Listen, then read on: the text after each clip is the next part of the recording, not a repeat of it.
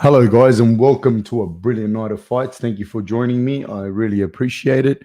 Uh, we'll be going through, should be some good fights, actually.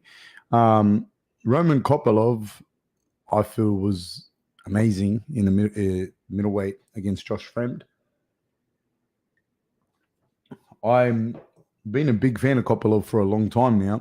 I just felt that he had to kind of find his feet. He had a couple of losses there, in particular when he lost to Albert Duraev. Now, Albert Duraev, it's not that he's not a good fighter, but he's kind of like just a solid all-round fighter that can give you a lot of problems if you're not fully well-rounded.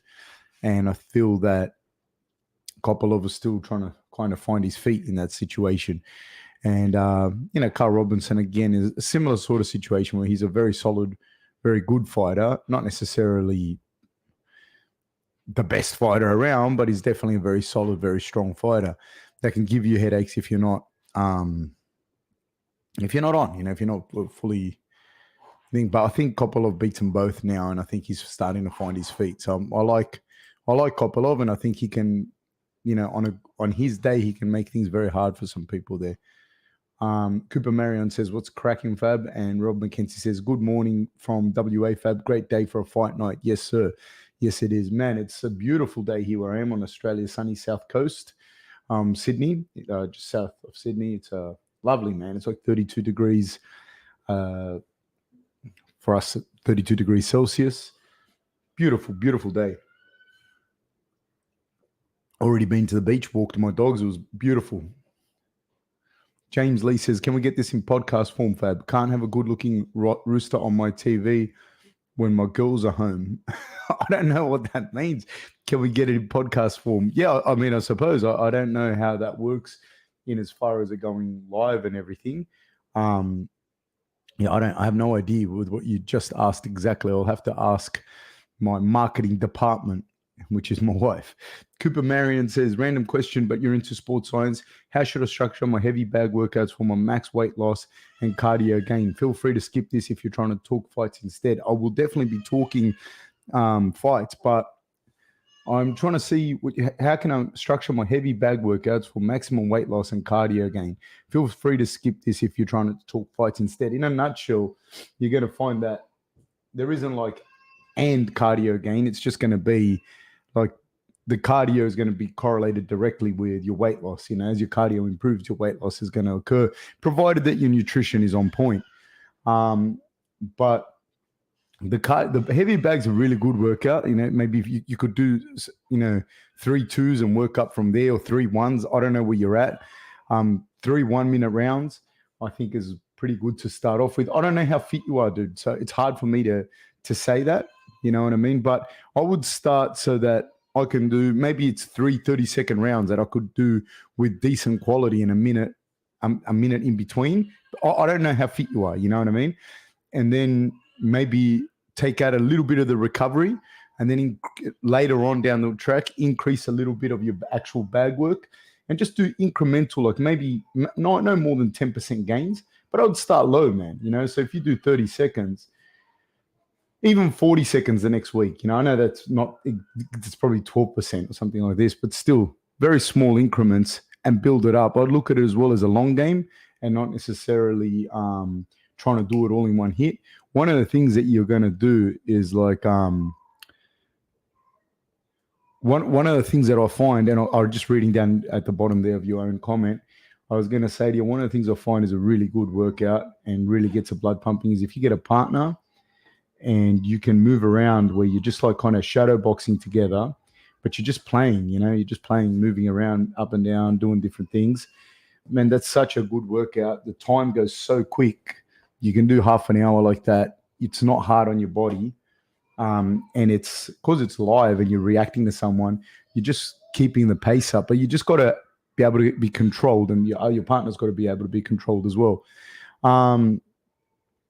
Snipey McSended says, "Shout out from Los Angeles. I lurk sometimes." Thrillhouse says, "Fabricio, my man." Robin McKenzie says, "Any honey yet, Fab?" No honey yet, but there will be honey probably in about 6 months. Cooper Marion says, "I'm doing like 5 3-minute rounds. Pretty high pace. Just feel like I'm kind of plateauing." Yeah, it just depends, man. It just depends what you want to do and how you're going to structure your training. Like, there's little things you can do, just manipulating how many punches, how many strikes you're going to throw in a round, how much recovery time you're going to have. They're all different little things you can use to manipulate that. Snipey McSendit says, yeah, man, make it fun and do it every day. James Lee, your football coach, should be put in prison. Yeah, if you can do it, something like that where you're just moving around with someone and you got to do that with like Gen Pop classes that we have, and we used to do it with pro fighters too. But it's a really good way because, there's been studies done where kids play above the level that they're at. So say, for example, my daughters will play at being doctors. They're not doctors, obviously, they're little kids, but they'll play way above the level that they're at. And so if you can play using your strikes and moving around, we have a thing where we'll say perpetual motion at our gym, perpetual motion. So for example, when the guys are rolling, they're just starting to learn to roll. I'll say to people, do 15, 20 minutes where you're just moving with your partner, rolling light. But you have to be in perpetual motion, So if you can do that for 3 hours, it's going to be a massive workout. You're going to get fit, but it's going to be low impact on your body. Cooper Marion says, my swim coach used to make us dive for bricks and 22 kilo plates. You guys are just getting harder and harder. These guys are like, I'm going to make my kids eat glass. That's what I'm going to do. Now, what I was saying before about Roman Kopylov was just, I feel that he's Rob McKenzie. I don't have a Gracie Academy gym anymore. I sold both my gyms. I have a little gym called Portal BJJ Thurul. And it's just a little gym on the South Coast here. But there are a couple of guys that are starting to look pretty good that are coming through, that are training with me. There's a couple of young guys that will make some waves in the next couple of years, provided they do what they're meant to do. If you're listening, boys, provided you do what you're meant to do. No, both of them have some talent to make some noise there. I'm interested to see Roman Kopylov. He's like 4 or 5-time World Combat Sambo champion. I've been watching him for a little bit. I just think that there's a bunch of guys there that can do a bunch of stuff. Here we go. He's one of the guys here, Mr. Ray Stone. Fabricio, keen to listen in on your wisdom. Now, don't be fooled by this man's apparent humility. Ray Stone plays professional rugby league and he's looking to move into fighting next year. He's done 2 boxing fights, not under so much myself, but with Eli Hedges and Coach Aaron from Minto PCYC. He's won both his boxing fights, and we'll be looking at making a transition at some point in the future into MMA. So, mate, the man himself is here. So if you get a chance to support your Redcliffe Dolphins, please do so. Ray's at the moment injured, but you would find that man lurking around the back row. So good to have you, Ray. And you let me know, mate, if anyone else has ever given you an intro like that. I doubt you would have had an intro like that at your own wedding. SG says, greetings, Fab. Thank you, sir. Yeah, just again on my Roman Kopylov talk, which I haven't been able to finish. He's I feel that he's a guy that can shake things up. Again, when I say this, is he going to beat a Whitaker? Is he going to beat an Israel? Is he going to beat a Hamza? Is he going to beat is he going to beat Sean Strickland, Dricus? Is he going to beat any of those guys? I don't know. But definitely moving himself like further along the rankings for sure. I'd like to see, like I said, I'd like to see some of that young blood go through and fight some of those guys in the upper echelon, which I understand why the guys in the upper echelon wouldn't do it. Of course, I wouldn't risk my rankings, but I'm just saying I would like to see it. I would like to see like an Aliskerov versus one of those top guys. I'd like to see Imavov again versus one of those top guys, in particular because he fought 5 rounds with Strickland. Now that's aged very well, those 5 rounds with Strickland. Like Cannonier went the distance with Strickland. Adesanya went the distance with Strickland. So I'd like to see Imavov again up there. I'd like to see Aliskerov, and I'd like to see Kopylov.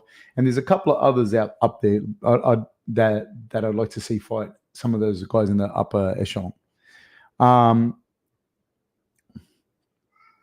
SG says Roman's a hard hitter. Man, he's not only a hard hitter, but the way that he strikes is very good. He's very patient. He hits you to the liver and then he just waits on it. He sets it up. He makes you faint. He reads your feints and then he fucking cracks your head open, man. He hit him with some brutal shots to the liver, with some brutal shots to the head, man. It was brutal. Cooper Marion says he wouldn't want to be under fab for boxing. We've all seen the VR. No one should be subjected to that level of hurt. Mate, it's brutal. That VR was brutal. Lewis CC says his kicks were outstanding. Man, the way he puts his punches and kicks together is very, very good. His timing on stuff and his patience. That's where you see guys that have had like a big amateur experience. It's like you see their ability to slide in and out of distance. That was one of the things with Aliskerov and Phil Hawes, where you see Aliskerov, while Phil Hawes has the speed and the power, but his ability to just slide in and out of that distance was really surprising me, to be honest with you. SG says, would like to see his grappling get tested more. He's been fighting mostly strikers. 100%. That's because when he fought Duraev, like Duraev was able to grapple him and, nullify a lot of it. So he's fought some good strikers. In fairness, though, whilst Punahele Soriano has good hands, like real good power in his hands, he's also a very good wrestler, and it was an absolute beating by Kopylov. And I'm a big fan of Punahele Soriano. He's super tough, exciting fighter, but it's just, had some tough fights. Randy says, hey, Fab, love the show. One of the most informative live chats out there. I have a question. Can you explain managers, coaches, fighter pay, and how that works in regards to the UFC? Wow, what a fucking question. I think everyone knows, like, kind of because the pay is open, so you can see the pay. I think there is a problem, I think, with with managers and whatnot. And it's easy to say, oh, they shouldn't. I've spoken about this before. It's easy to say managers shouldn't be taking this much or shouldn't be taking that much. The problem is, and I'll say this in a nutshell, like if you see Joe Pyfer, I think it was Joe Pyfer, who fought in the Contenders, and I'm not even saying this is wrong or right or whatever. I'm just saying this is objectively what happened according to himself. So I don't think he won the Contender Series. Then he got signed to the UFC.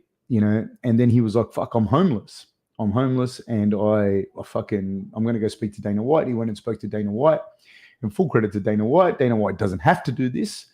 Dana White set him up with a house and I think some money or something. I'm not exactly sure. My point of the matter is, whilst that's great and that's nice that Dana did that, I can't think of a major league in the world, like, any team that plays in the UEFA Cups champions or in the NBA for the Chicago Bulls or anything, that you get signed to the league and you're homeless and you have to go to the commissioner and ask them, can you please fucking give me somewhere to live? Like that just wouldn't happen. So, like, obviously there's something there with fighter pay, which leads itself to the management problem, because there's no set, like, you're not $300,000 in when you sign with the UFC. And then that would allow for management to go, look, you can't take more than 10% of that, and any bonuses are theirs. That's fair enough if that's the case. The problem is that you might have had a manager that took you on when you're fucking homeless and you lived on the guy's couch or a coach's or whatever. And so they take now a percentage of your bonus, and people go, oh my God, no, that's fucking horrible. But you don't know the backstory. You don't know what people have done. It's hard because it's not like you sign in the UFC. Like if you sign with the NFL, you're pretty much good unless you want to throw your money fucking thing, but you won't be homeless. So, and then there's like strict, like at least with the NRL in Australia, there's like very strict, stringent things. Like this is how much you can charge as a manager. This is how much blah, blah, blah, blah, blah. It's very clear, but it's very clear how much you're going to earn as a professional rugby league player in your first year, in your second year, in your fifth year, whatever, as per your contract. That isn't the case with the UFC. So that makes all of that kind of murky, I'd say. Here's a question. So yeah, sorry if I can only, that's like one of those, like we could have a podcast just about that, Rob McKenzie says, what's next for Robert Whittaker? Middleweight is crazy at the moment. My opinion, dude, like Rob's only one fight, like always bet on him. Do you know what I mean? Like, doesn't matter who the fuck he fights. I don't think like anyone wants to fight like him. You know what I mean? I don't think anyone's like, fuck, it's going to be an easy day. So, he's a tough fight for anyone on any given day at any given time. So he's, I don't know. Randy says, pros and cons, you usually give very objective answers, and I'd love to hear what you have to say on it. Hopefully I answered that somewhat, Randy, because, like I said, that's a podcast onto itself. But it's very murky around that until you have very clear outlines as to how much a guy can earn in his first year. And that's very clearly outlined. And you have like some sort of union or something from the fighters that say, we need to sign to guarantee salary of $100,000 a year. I'm not saying this should happen, right? But I'm saying, like, whilst none of this is happening, the managers also have to get paid, because you could pick up a kid on the regional circuit. He might sleep on your couch for 3 years. You do all the things for him, and then that dude can go and sign with another manager after 3 years. It's a bit of the Wild West at the moment in as far as like money and coaching and management, and that there aren't strict guidelines around that, so it's pretty much whatever, you know what I mean? And that makes things very difficult, I think, not just for the fighters, because you got to understand, not just the fighters, but it's everybody else around the fighters and around the UFC that have to make a living off that. So if you're a coach and you're taking 5%, 10%, 20%, whatever it is you're taking off your fight. And it also depends what work you're doing. Like, there are coaches that I know took 5%, and I think they were overpaid. Not going to say it, but then there's coaches that take more, and I think they're fucking underpaid. It depends what you're doing for that guy as well. If you're just holding the pads, it's a different story to whatever, We're about to start more on that later.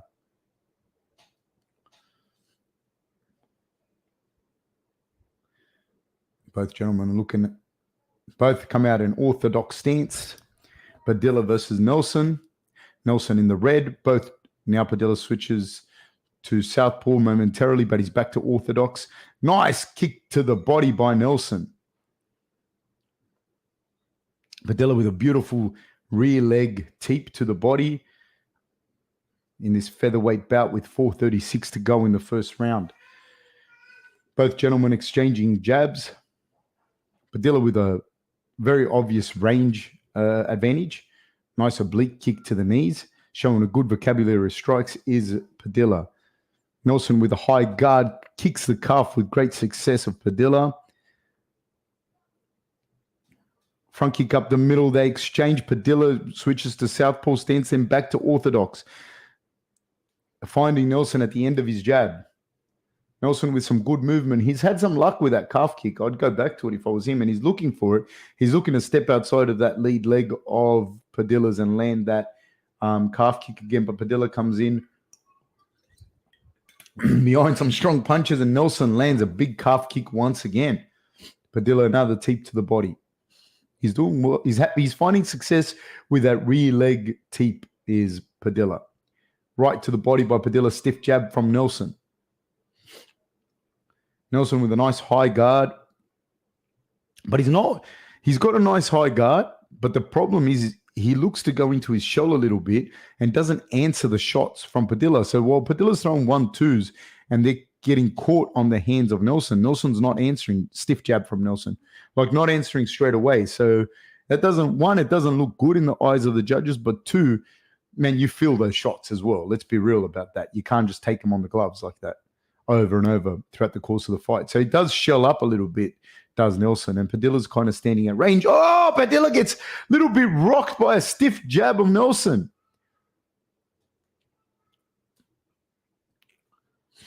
Padilla looking for that jab. Nelson parrying a little bit with his high guard. Oh, right hand by Padilla.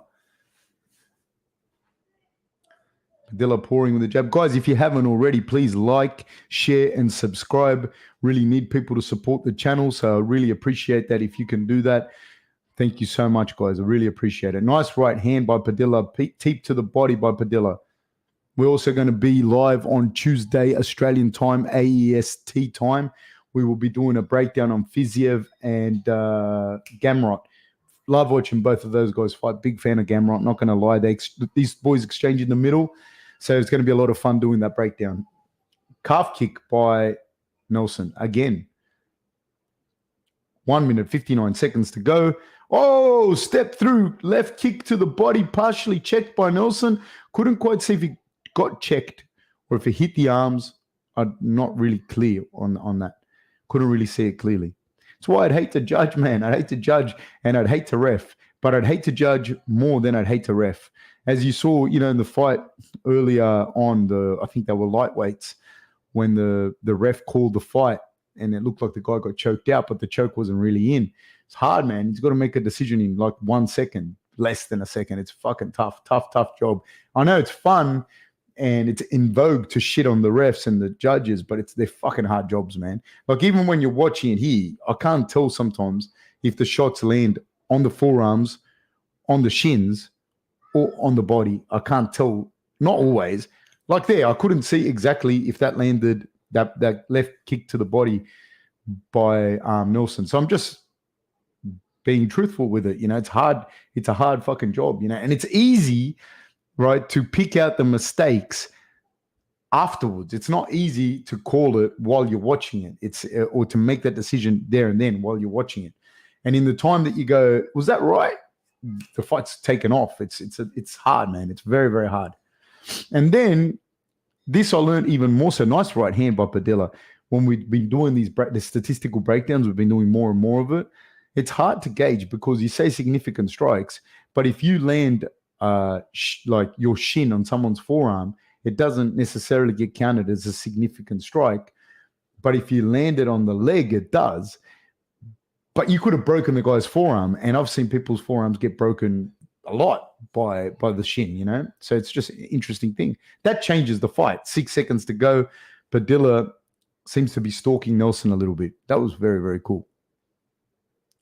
So sorry about that, Randy. I hope I answered that to some degree. SG says Kopolov versus Bo Nickel would be fantastic. It'd be fantastic, but I think it'd be fantastic for Bo Nickel because the level of Bo Nickel's grappling is super high. It's super, super high. Under 23 world champion, NCAA, 3 times NCAA champion. The under 23 world champion, you have to understand this. He beats everyone. He beat the Russian dude. That Russian guy ended up being on the Russian senior team, That's when people talk about Khabib or someone like in a Olympic freestyle wrestling match, it'd be like not even close. Like when they're talking about Islam and Jordan Burroughs, it would be a fucking massacre. Like in wrestling, it wouldn't even be close. They know this, you know what I mean? They know it. It's just a different level, So I think Bo Nickel would get him down and finish that fight nearly for sure. And I like Kopolov too much to put him in against Bo Nickel. That's what I mean. I want to see these guys that are coming through. I want to see him. Probably Bo Nickel needs a few more fights, quite a few more fights, I'd say, to really see his potential through. I'd like to see him have 3 or 4, 5 more fights before he fights one of these top contenders. But like I said, I'd rather see those guys that are there instead of fighting each other and have the same thing that happened at lightweight where the 5 to 10 fight each other and 5 to 1 fight each other round and round in circles. I'd like to see a little bit more of a mix there. Oh, Nelson with a swing and a miss goes looking for a left high kick. Oh, big uppercut lands by Nelson. These guys are trading in the middle. Padilla's showing off a good chin, man, because he got hit hard. He's dipping his head, and Nelson got the read on it and threw a nice uppercut earlier. Oh, goes looking for a left high kick, does Padilla. Nelson hits him with a big overhand right. Then Nelson goes looking for a left kick to the body. Nelson hits him with a right hand over the top. it's funny because Padilla looks like a long, skinny guy, which he is, but he's got a good chin, dude. Like he's taken Nelson's shots like on the head, and he's coming forward. I think Nelson's going to run out of steam somewhere in the middle of the third round here because Padilla's just walking him down and he's much more efficient with his strikes. Like Nelson lands hard, but he really has to wind up for it. Whereas Padilla's just walking forward. Nice calf kick by Padilla, walking forward and landing the little combinations. Now Nelson's shots are still landing on Padilla. He just landed a left hand right on the chin, but it doesn't have the same steam, and Padilla's not really respecting it anymore. He's coming forward with a flying scissor knee. They're in the clinch now, and Padilla's not respecting Nelson's strikes anymore. He's just coming forward. I think this could be a double-edged sword because Nelson might still have something, still land something. Calf kick attempt by Nelson. Padilla's still walking forward. Nelson throws a jab, man, and walking backwards in a fight, it just gasses you so bad when the guy's just pressuring you, moving forward, throwing the jabs. It's hard. Oh, nice front kick up the middle. It wasn't a teep this time. It was more like a front kick and it went to the face. Both men exchanging in the middle, 2 minutes and 19 seconds to go. I think Padilla's going to pour it on him a little bit in the third round.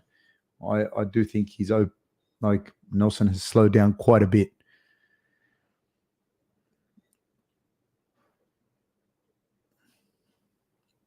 And guys, if I miss some of the stuff on the chat, I really apologize for that.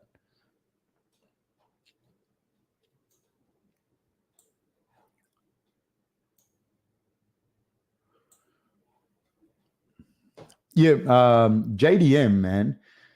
I coached a guy against his brother, Izzy Fitikefu, and they're tough boys.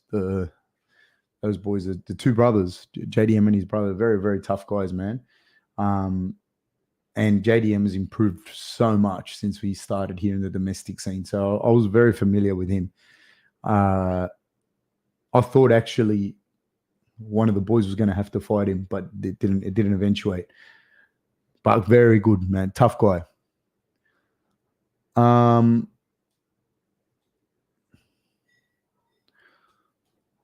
Brad Cooper Marion says, don't sign with Ali or the Kawas or they will actually conspire with the UFC to pay you less based on the leaked text not long ago.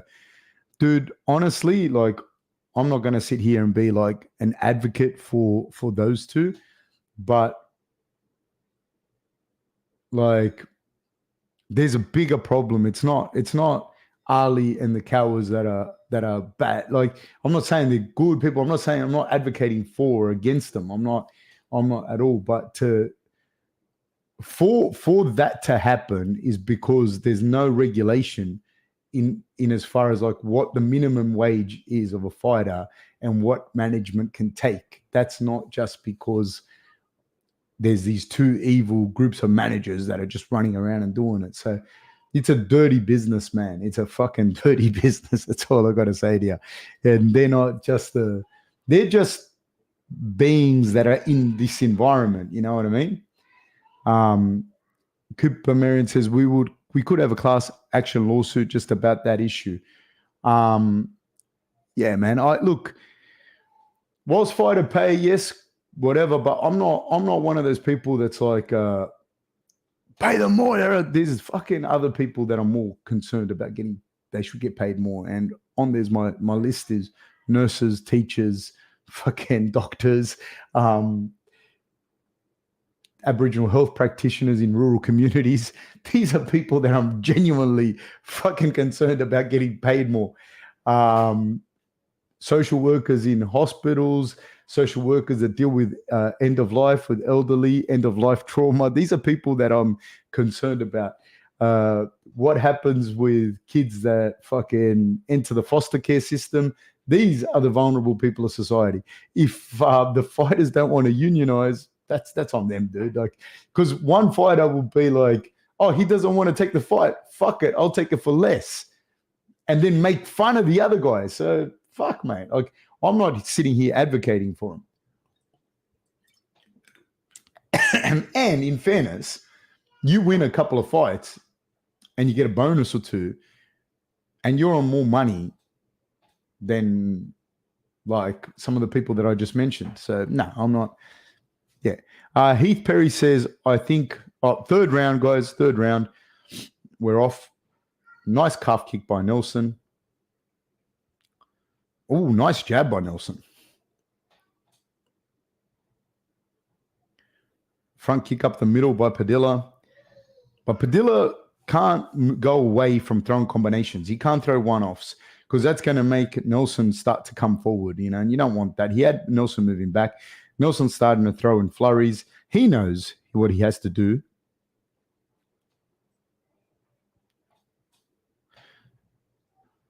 Nice left kick to the body by Padilla.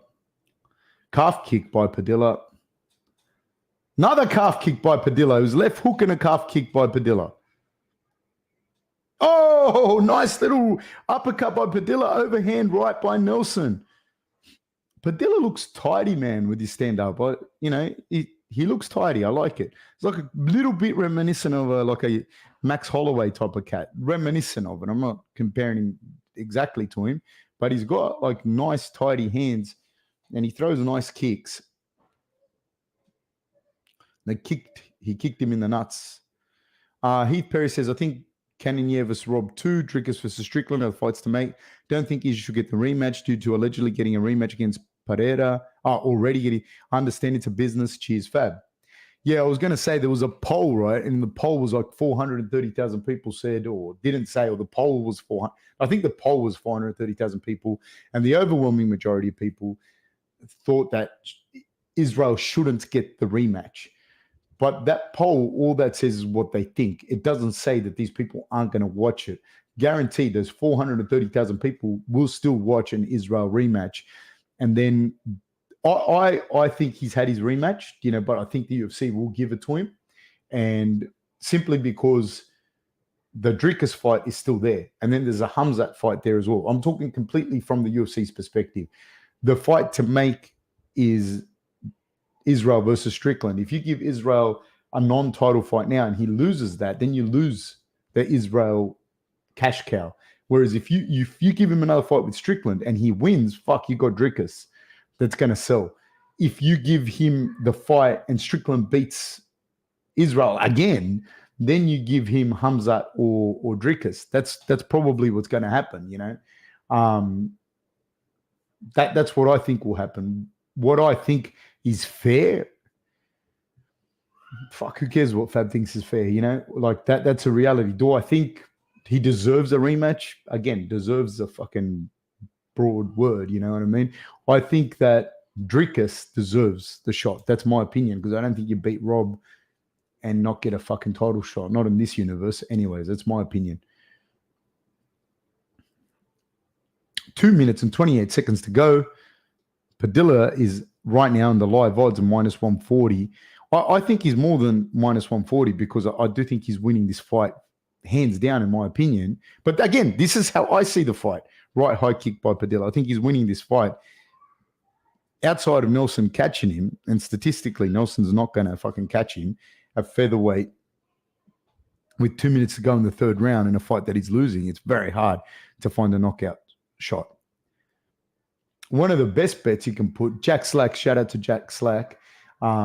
He said this, and we're looking at it statistically with Sammy, and maybe one of these days we'll talk about like the best bets to make. But one of the best bets to make is women's straw weights by decision. The lighter you can bet, the lighter the weight you can bet on women, the fight going the distance, that's the best bet to make. It's like 60% of the time. 60% of the time that fight goes to a decision. They're good fucking odds. And if you know that one girl is a lot better than the other one, then you bet heavy on that girl to win, because the chances of the other one catching her by knockout are fucking almost non-existent, So that they're the best bets, I think, to make. I don't know even how I got into that conversation. Because I saw the live odds. 59 seconds to go. Both guys fighting very hard. Padilla's still walking him down. Nelson's face a bit busted up. Padilla's tidy. Like I said, I like that he's tidy. I like that he throws combinations. He throws at least 3 punch combinations. Not every time, but he's busier like that. And Nelson walking backwards is not a good look. I thought Padilla would get him out of here in this round, but Nelson shown that he's very tough, and Padilla's also slowed down himself. But I think this kid has some potential. He's got a lot of potential. Like just watching him like this, Nelson goes for a double leg. He's in deep. He gets it. Padilla fights a takedown. Good work by Padilla. Nelson comes in with a combination. 16 seconds to go. Padilla still coming forward now. That would have taken out of Nelson a little bit. Knees in the clinch by Padilla. Nelson throwing punches. 4 seconds to go. Padilla still walking him down. Nelson feints. Padilla hits him with a right hand. Nelson shoots. And that, ladies and gentlemen, is the wrap. And I think Padilla won that fight. Yeah, I mean, I don't know. It's hard to say for me. It depends. It depends how you're looking at those fights at middleweight in particular. I'm saying, like, are you looking as a fan? Are you looking at it from the UFC's perspective, or are you looking at it from what that fighter should do? They're like 3 different things, because if I'm coaching someone, it's not necessary. My decision is not necessarily going to be what the UFC wants or what the fans want. It's going to be what's best for my fighter. But as a fan, honestly, I'm a little bit different to other people. And again, I'm not anti-UFC. Like even with the fighter pay and all of that, like I said what I said on that. That's not that's not even a fucking thing. But so what I'm saying is there are 3 different things. For me, man, I would like to see Aliskerov, Imavov, Kopylov, these guys fighting some of those guys in the upper echelon that aren't going to be tied up fighting. Even Brendan Allen, who's done well. Jacob Malkoun, if he wins against Cody Brundage next week, give him up. Put him up there, because there's like guys like Hermanson, Brunson's out of there, Dolitz, Vittori, that honestly, they're not going to get title shots. They're not in talk for a title shot right now. Put them up against these guys that are coming up. That's what I would like to see. I wouldn't want to see as a fan, man. I'm saying as a fan, not as a UFC, not as their coaches, but just completely as a fan. As their coaches, my talk would be completely different. You know what I mean? Brad Galea says middleweight division is fire right now. If I were a matchmaker, it would be Rob versus the loser of Paulo and Chimaev, and Izzy versus the winner of Paulo Chimaev. Got to give Dricus the next title shot. I agree, but I don't think they will, because it'll get fuck me. Nelson won. There you go. Again, I didn't think watching the fight that Nelson won. This is just me. I'm saying that. But I'm not against the decision. It was a fucking close fight. I'm not against it. I'm just saying the odds didn't show that they thought Nelson would win, the live odds. I disagree with it. I don't know if I disagree with the decision. I just thought that the other guy won. Disagreeing with the decision would be like, that's fucking crazy. I thought Padilla won, and I thought he won clear, but it was close, so it is what it is.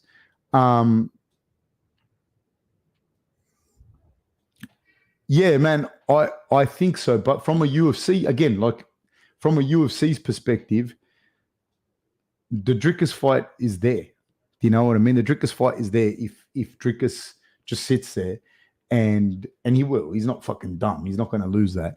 If Israel beats Sean, he's going to fight Dricus. If Sean beats Thinger, he's going to fight Dricus, and then he has Hamzat next. So it's pretty much or Paulo Costa next. It's pretty clear. And then there's going to be other people to fight there. I cannot see Paulo Costa beating Rob, though. I fucking can't see that. I just don't see him having, no disrespect to Paulo Costa. I just don't see it. That's my opinion on that as well. I just don't see it. Snipey McSenders, I think the major leagues in the US, NFL, NBA, MLB, and NHL share around 50% of the revenue. UFC is like 19, I think. They need to unionize. What they need to do, my brother, I don't know. You know what I mean? I don't even think it's actually 19%. And that 19% would be extreme. And again, when I'm saying this, I'm not anti-UFC about it. I'm not saying they should do this. I'm not saying they shouldn't do this. I'm just saying the 19% wouldn't even be accurate because the 19% would take into account guys like McGregor and, guys that take and probably, Khabib was one or two other guys that Israel that get paid a lot of money. And so really, it's not really 19% across the board. You know what I mean? And I do think it was less. I do think it was somewhere in the 13 to 15%, but I don't have the figures here in front of me. And so it's hard, man. It's hard. Like when you look at that, then you're going to say, "Oh, the managers are doing this." Like to me, that's kind of fucking weird to say that when the first thing you should be saying is, and I don't think that the UFC needs to pay the guys more if the guys are accepting it. But before I start going after the managers, I'd be like, the fuck am I fighting over 10% of fucking $8,000 when we should be like much bigger share? You know what I mean? So it's hard to just blame a couple of managers and then like be happy to accept 13, 14, 15%. That's my opinion, Now, the UFC is doing what they went out to do. They're not out there saying we're a charity. They're not. These guys are fucking running a fight league in Las Vegas, man. You know what I mean? Like, what do you think these guys are doing, mate? They're not a charity, so it's a dirty business, and you need to understand that. And you need to understand where you should be arguing it, in my opinion.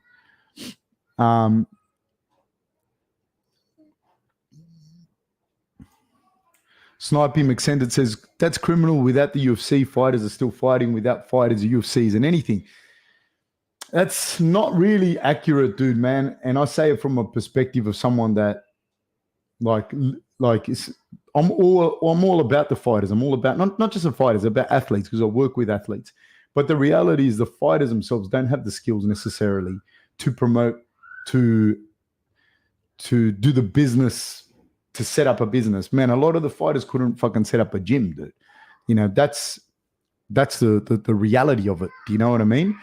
And so, no, they have the business. They have the capital behind it as well. You know what I mean? And it's fucking tough. And you are right, though, without the high quality of fighters. But the problem is that if you say to a fighter, this is what we're going to pay you, and the guy goes, I'm not going to fight, there'll be 10 other fighters that will say, fuck it, I'll fight, and I'll fight for free. I'll fight for free, man. I'll fight for fucking free, and they'll do it. So there's a big problem. Elia says, you have a beautiful head, Fab. Thank you. Randy says, what time is that? What time is what, mate? If you're talking about the podcast on Tuesday, it's 12 p.m. AEST on Tuesday. We will be doing a breakdown. So Tuesday, 12 p.m. AEST. Elia says, reffing is a thankless job and low pay. Man, when people criticize refs, I say to them, go.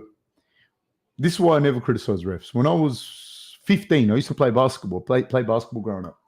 And when I was 14, 15, my friend used to, Frankie Gonzalez, if you're ever listening, Frankie, I talk about you often, mate. You were a good friend. I like you. Yeah, we had a good times. He used to fucking referee games, right? And he'd referee them and play and then referee some more at the local places. And he said to me, it's a good gig, man. I'll get whatever he got. And I did it once, right? And as luck would have it, they put me in to referee this like rep basketball game, like a decent level under 18s. I was 15. I was fucking petrified, scared. I was always making bad calls. The guys were intimidating me. And ever since then, I said, fuck this, reffing's not for me. But I understand how hard it is. If you understand how quick it moves, like you think like, say basketball I'm talking about now, you think, oh, that's a travel.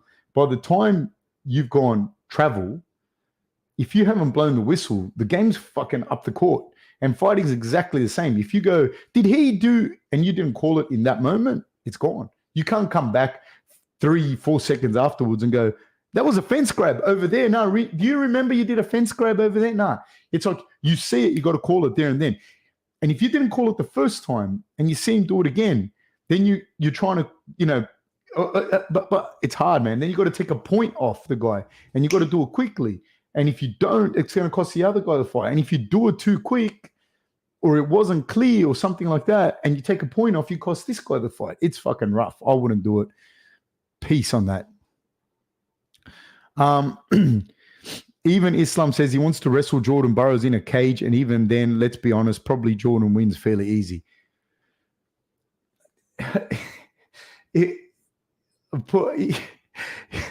If you're from Russia, right, from Dagestan or from Chechnya or any of those places, and you can make the national team for wrestling in the Russian national team in wrestling, you'll make the Russian national team. You won't fight MMA. You don't see the guys from the Russian national team fighting MMA because you're good. You know what I mean? Like if you're gold medalist in Russia, if you go to the Olympics and win a gold medal in Russia in wrestling, you're good. You know what I mean? You're not going to go to MMA. You don't see them. You see the guys from combat sambo, and they aren't the same level of wrestlers as the Olympic freestyle wrestlers. You know, the Russians are fucking unreal. You know, Jordan Burroughs beats these guys. So they can, if it's a wrestling, submission wrestling is different. This is different. But an Olympic freestyle wrestling match, whether they have it in a cage, on a toboggan, in the snow, fucking on a lake that's melting, on a shedding fucking glacier, it doesn't matter. In the desert, tropical island, in a mud flat, in quicksand, it wouldn't matter. Jordan Burroughs is going to win.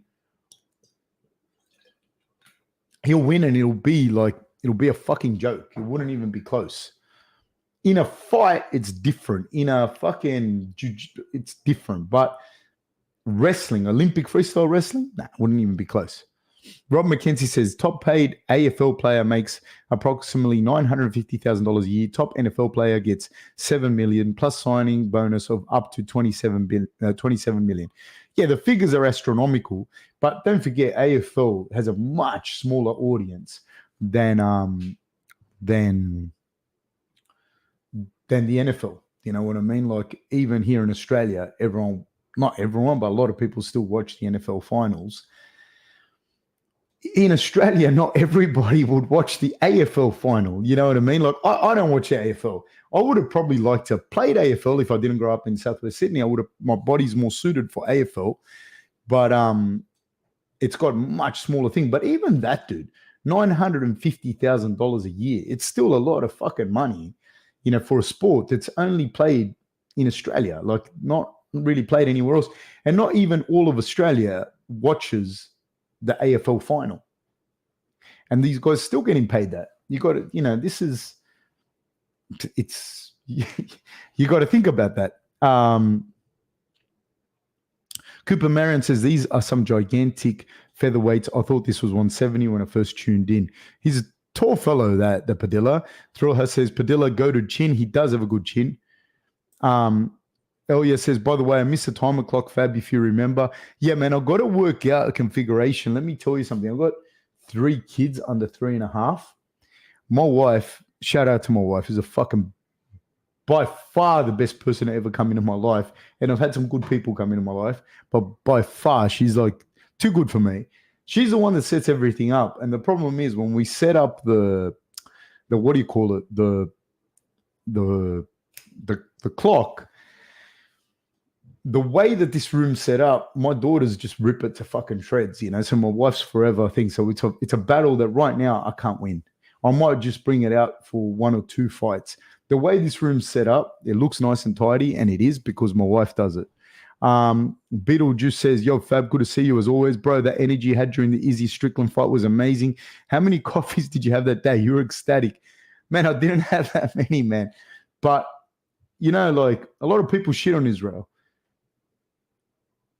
and don't give credit to Sean. And Israel's a phenomenal fighter, dude. He is. And regardless, I don't want to get into I just try and keep this show just strictly about the fighting. You know, it's not that I can't see other shit that goes on. I can. That's why I do like MMA Guru. And there's other, even shout out to Red Pill MMA. I don't agree. I don't agree with everything or not even that much of the stuff that Red Pill MMA guy puts out. But shout out to him because you need the other side of MMA journalism because you can't just be fed a rhetoric and a narrative. And I'm not having a go at any of the UFC media or Ariel Hawani or any of that. They've got their job to do and they've got to build their narrative and their kind of rhetoric around it. But if that's all you're going to have, it's the same as just normal mainstream press. If all you're going to do is listen to mainstream media, you're fucked. You know, you're going to have to pick up a book. You're going to have to, even if you disagree, you have to listen and go, oh, fuck, other people see it like this. So that's why I think they're really good. And so going back to that, I say Israel's fucking fantastic, phenomenal fighter. And he's the one that when you're seeing a guy like a Pereira or Strickland impose their game on him because of who he is, man, and how elusive he is and how well, you know, he gets in and out, it puts me on the edge of my seat, man, because I know that Israel can turn it on a fucking dime. You know what I mean?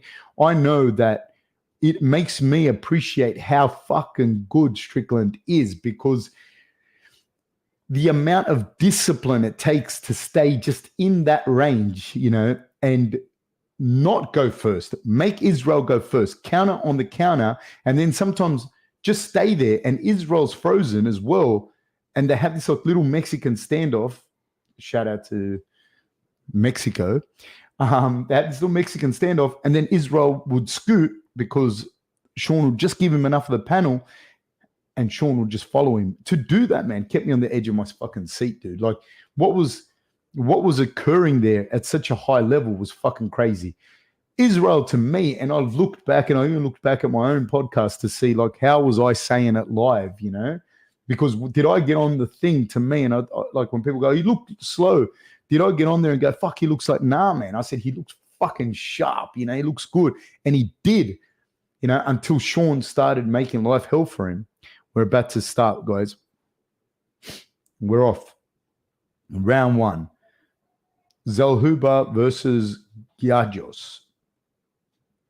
Zellhuber controlling the center of the octagon. Oh, Giargios, if I'm not pronouncing your name right, I'm sorry, my friend. He looks like a little bit like a friend of mine named David Francis. Shout out to David Francis, anyone that knows him. This guy reminds me of you a little bit. So I'm going for him just because of that, but I don't think he's going to get it done. 4 minutes and 30 seconds. Right hand by Giargios to the body. Just a second, guys. Daniel Zellhuber. He's controlling the center, and he looks like he's getting the right reads on it. Goes looking for a check hook, then does Daniel Zellhuber.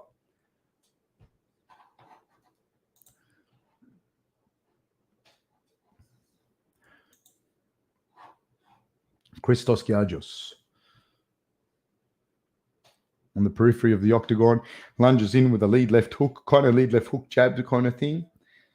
Doesn't get it. Oh, they exchange.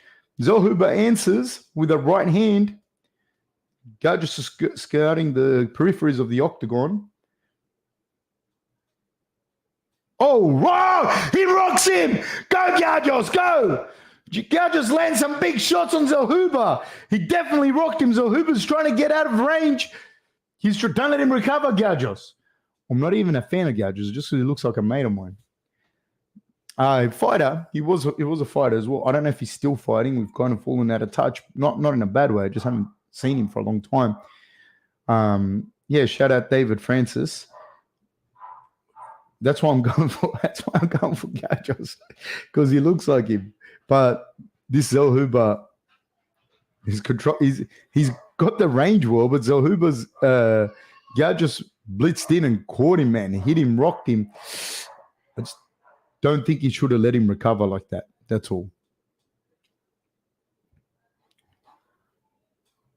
Yeah, so in answer to that question, Beetlejuice, it takes two to tango, you know, and watching that right uppercut by Zellhuber, Giargios takes Good shot, man. He can take a shot. Nice calf kick by Garjos. Yeah, it's just it was a crazy fight. I'm really glad that I was doing the podcast again and I got the opportunity to call that fight because it was pretty amazing. Another right uppercut as Zahuba as Garjos tries to blitz in. Garjos goes looking for a takedown, knee pick. He doesn't get it, but he starts striking on the break. It's a good fighter. I like the way he's fighting, man. He's doing the right things here. Is Garjos. Zahuba goes looking for a kick.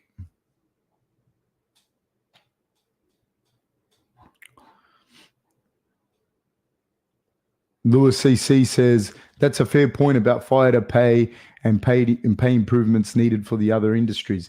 Yeah, if it's, I think so. I think like people tend to forget that like everyone has to get paid, and if a fighter's getting paid, I don't know, fucking, I'm just picking an arbitrary figure. Say $20,000 for a fight. You know, no one's living off that. Not the fighter, not the manager, not the fucking coaches. No one's living off it. You know what I mean? And so then another thing happens where people don't understand this. So your fighter comes to you and says, I am now top 10 in the world, right?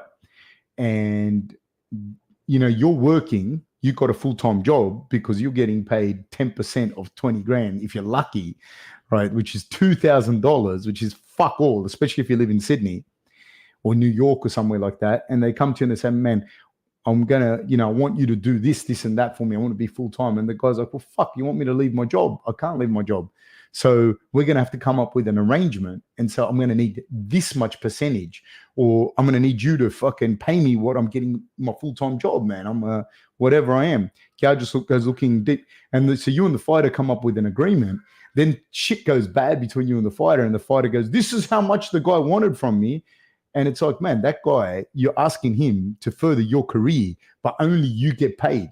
That's fucking insane. I can't even imagine if I'm a carpenter going around and saying to people, hey, boys, you pay me, but only I make money. I don't have to do the jobs. Like, no, like everybody has to get paid. So if you want the coaches to coach you at a professional level, the coaches need to get paid too. You know what I mean? You will never have an NRL coach that isn't on good money. He has to be on good money if you want him to work full time and you want him to be accountable for that.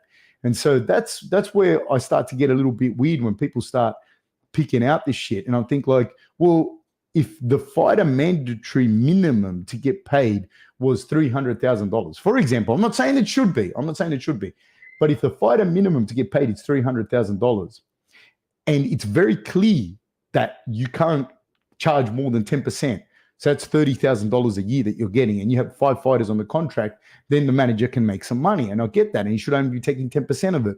And any bonuses they get to keep. But that's not the fucking thing. That's not even fucking close to it. So I can't shit on the managers when the fighters are accepting the fucking pay. Like, it's beyond me. Only you are allowed to make money. How the fuck is it? How does that make sense? It doesn't. And I'm not even having a go at the fighters. The only thing I do have a go at the fighters about is like, fuck, man, get paid more. You know what I mean? You guys have to get paid more. That's all I think on it. You know, I think the UFC is doing what they have to do. And I think everybody else is doing what they have to do. You know, I don't know. That's me. That's my take on it. Round 2.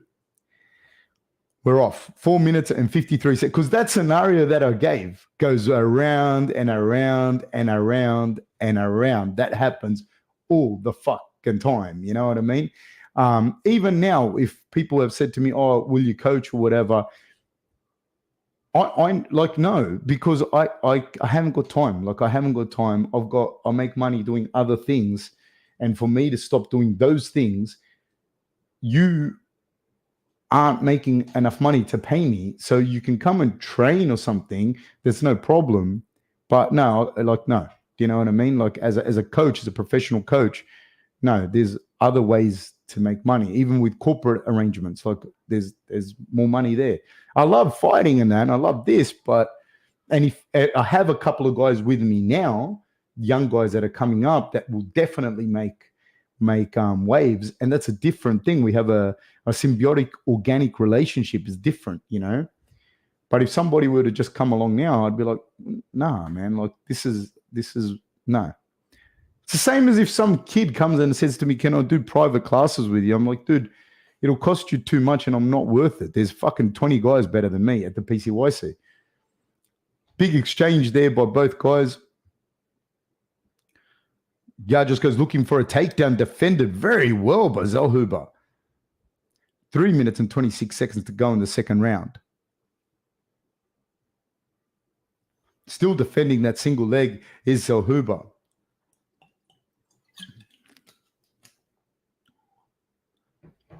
I'm going to skip a few of the comments, boys. I'm sorry.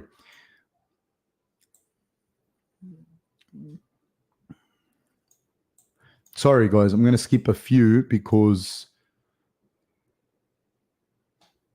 I just want to catch up a little bit. Sorry, guys. What a champion. Brad Galea, you are a fucking gentleman and a scholar, sir.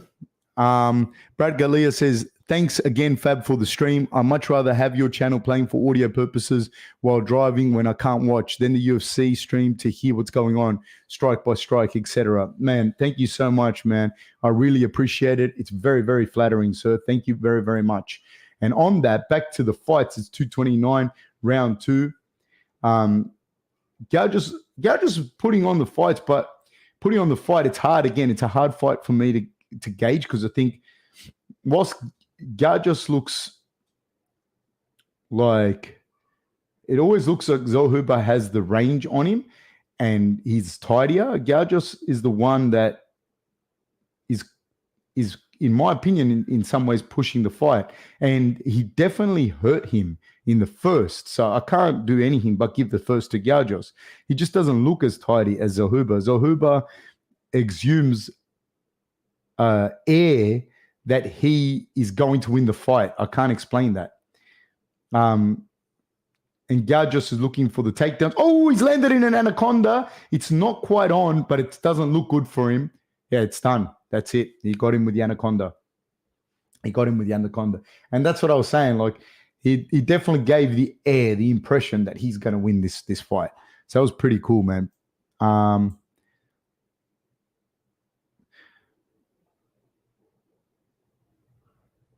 Original Sin says, Coach Fab, what is the advantages and disadvantages for a fighter to control the center of the octagon? It's very hard to fight moving backwards. When you're moving backwards, it does take from your kicks a lot. That isn't to say you can't kick, but it's harder to do that. Not everyone is as competent a striker as an Anderson Silva or Israel Adesanya or Whitaker. Rob does this very well. Like Rob can slide out of range and throw that check hook and then blitz coming forward, so he changes up the momentum on you. Not everyone can do that. So moving backwards when the guy's just pressuring you and coming forward is very hard, man. And you moving backwards, it absolutely gasses you. You know, it does gas you. Bodybuilding News says, great point. Didn't think of that. It holds development back overall. Are you referring to what we were talking about with fighter pay earlier, Bodybuilding News? Sorry, man, because I just skipped a few of the things just to get up to date with a few of the others. Lucky says, Chopper, you walk in round with 1 foot in the grave. Chopper response, get in your gollywog. Joseph says, Coach, I just dropped in. Hopefully everything is good. Did you see the Kopolov's friend fight? If so, do you think Kopylov is ready for a ranked fighter? Yes, he is. That's what I was saying earlier. I'd like to see, like, there's a bunch of guys that I'd like to see fight some of the ranked guys. I'd like to see Aliskerov. Granted, Aliskerov's beat Phil Hawes, only Phil Hawes in the UFC, but you know he's got a resume behind him. He's not a nobody. So I'd like to see Aliskerov. I'd like to, rather than see Aliskerov and Imavov fight each other, I would have rather. That's going to be a fucking crazy fight. I do think that Imavov has the potential to be a future champion. I do think that. He's got the right frame. He's a big boy.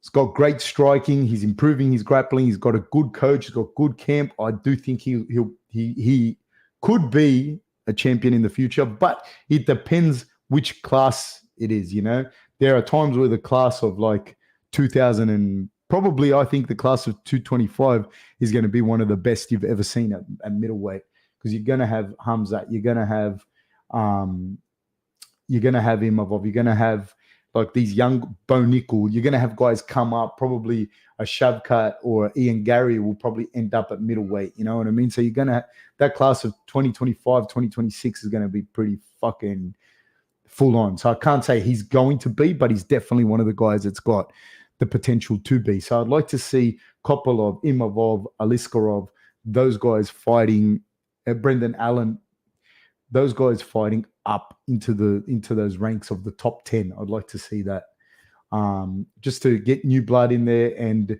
as always, man, you think, nah, this guy can't beat that guy. Fuck, mate, they can. You know what I mean? And but this is from a fan's perspective, right?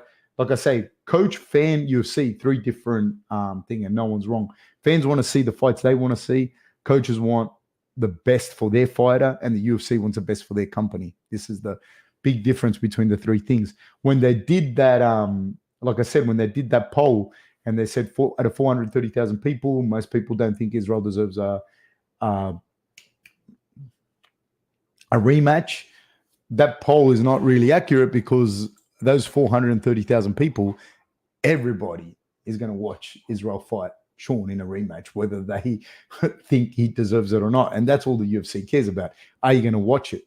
Are you going to watch it? And you are. Joseph says, Coach, I just dropped. Yep. So Heath Perry says, what do you think of Leon Edwards versus Colby fight? In my opinion, I think Edwards will be going that calf kick due to both being southpaws. I think Edwards is younger, just a better, he's a great grappler. Edwards is an underrated, awesome grappler, very fucking good grappler, and way better striker than Colby Covington. So he's going to beat him up. Bodybuilding News says, yes, the pay.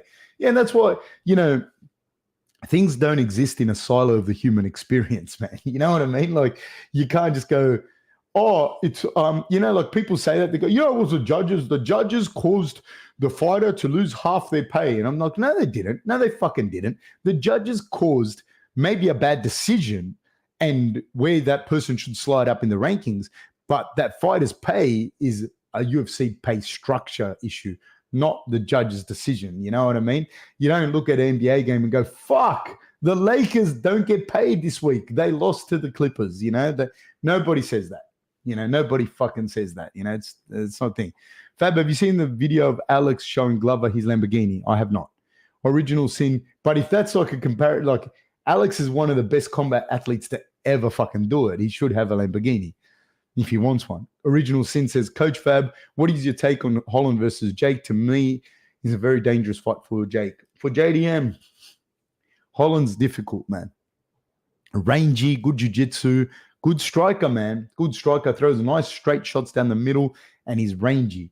So he's got some kickboxing experience as well, and a lot of MMA experience. JDM's good boxer, man. Like, Australia's got good boxing. It's going to be a tough one. And Holland is game, and he's tough. Game and very, very tough. So I don't know. I hope JDM wins. My heart's with JDM, of course. Joseph says, I think UFC is pretty clear that they are in the business of selling tickets rather than fan service. Laugh out loud. 100%, dude. 1,000 billion fucking percent they are. And you got to understand that. I'm not shitting on the UFC. I'm just saying that's what it fucking is. You can see it. If you're going to do a thing where you go, the managers, they take fucking, the managers rip off the fighters. And I'm like, maybe, but you're fucking fighting for 13% when any other major company, imagine the NBA going to the NBA players today going, hey, boys, you're going to get paid 13% instead of the 50. They'll tell them to fuck off and they won't play, and it's not. And then maybe there'll be some guys that will say, yeah, well, I'll play for free. Who the fuck is that going to be? Me, my dad, my neighbor. It's not going to be LeBron, you know what I mean? So, yeah, you can't, you can't be like, this guy's ripping me off, but you're getting paid fucking 13% and you're fucking happy with it. Then, everyone's got to eat. It's not just you. Through House says, do you ever speak with or encourage fighters to invest their money wisely? I know Aussie fighters don't buy massive chains and watches, but so many fighters get one bonus and buy Rolex. Yeah, like in general, like with me, like yes, we do talk about money and we do talk about a whole bunch of stuff because I'm very straightforward with people, man. I'm not, I don't bullshit. I don't fucking lie to people. I don't like, and so I'm not going to be, again, this is fucking goes back to the same thing. I'm going to tell you what my percentage is, right? I'm going to tell, and it's going to be according to what you want me to do versus what money I'm going to lose by doing that for you. Do you get what I mean? Like, so I'm in a position in my life where I don't have to fucking do it for $25. You know what I mean? I'm not going to do it, you know? Um, and I'm not going to take away from my wife. I'm not going to take away from my kids. I'm not going to take away from my own livelihood to help you become. It doesn't have to be because I don't just work with UFC fighters, but for you to be champion of the fucking, I don't know, roller skating ring. It's not that I have to get paid too. So if we're going to discuss money and you're going to balk at my percentage that I ask, which I think whatever it is, I'm a pretty fair person, you know what I mean? If I'm going to ask for that, and there's opportunity costs. While I'm working with you, I can't take up other opportunities, you know? And I'm a loyal person too. I'm not going to work with one fighter and then another fighter offers me more money and I just fuck this guy off and go. I'm not going to do that. I'm pretty loyal, you know? So not pretty, that's like what I fucking am. So yeah, I don't want to see you not paying me one day, but you bought 2 fucking Rolexes. No. So I'm going to say to you what I think you should do with your money 100%. I'm going to tell you what more than just investing in like real estate, for example, or buying a business. It's investing in the people around you, making sure you have a good team of people around you, making sure that's you look after them and they look after you for the future. Because the wealth and what a lot of people don't understand is in your perception, how people perceive you to be, not necessarily how you are, how people perceive you to be, and in the networks that you have. That's the real worth. That's an IP. So it's investing in that, because you can invest your money, but if you have shit people around you, you're going to end up losing that money anyway. So you have to invest in people, and you have to invest in the relationships, and you have to nurture those relationships, so that when you're done fighting, you have a good network of people around you and you have strong IP. So absolutely, that's one of the things I stress with young athletes or other people that I work with like that, for sure. Glover, that was Alex was gifting him the Lamborghini. Lucky says Choppery, there was only one. Bodybuilding says, I'll rewatch the Holland Chimaev fight, and Holland didn't do as bad as I remember. They were both wrestling with Chimaev chain wrestling. Holland avoided a lot of the attempts seemingly instinctually. You are right to some degree, and I do agree with you. Like, but even watching it live, I was like, fuck, if he keeps getting out of these scrambles, I don't know how Chimaev's going to be. You know what I mean? I don't know if he's going to be I don't know if Chimaev is going to be fucking okay. You know what I mean? To be able to be able to continue the fight. So he was doing a lot of Granby rolls and standing back up. The other thing that you have to do when you're fighting like that, you have to get, as soon as you hit the ground, you have to get up. Do you get what I mean? If you stay down, even for a second against someone like Chimaev, he's going to solidify the position. So Holland did very fucking well. It's just that he fought a guy that managed to put him in the position, in his strongest position early on in the fight, and that guy was Chimaev. So it's going to be very hard. Is it hard to calculate that percentage that you charge? No, not necessarily, man, because if you go to any job, right, like say, for example, if you want me to hold pads for you, which you wouldn't, I'm shit. There's heaps better people than me to hold pads. But if you wanted to, I'd say to you, this is my experience. It's fucking not good. I'm not. But Eli, the other guy that has done the podcast with me, he was a podium finisher at nationals. He's coached national champions in boxing, right? So what's the going rate in the industry? Let's say, argument's sake, it's $50 an hour. All right.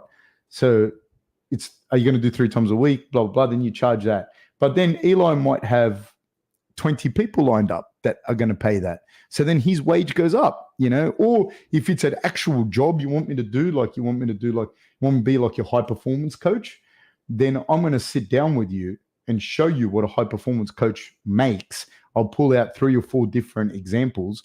I'll pull out what the South Sydney Rabbitohs one does, what someone in the US earns, blah, blah, blah, what their credentials are, what my credentials are, what my experience is, what their experience is, where I feel that I fit in as far as that's concerned. So if you want me to be your full-time high-performance coach, well, and I don't do anything else or I do very little else, then this is what it's going to cost. And you'll see it clearly.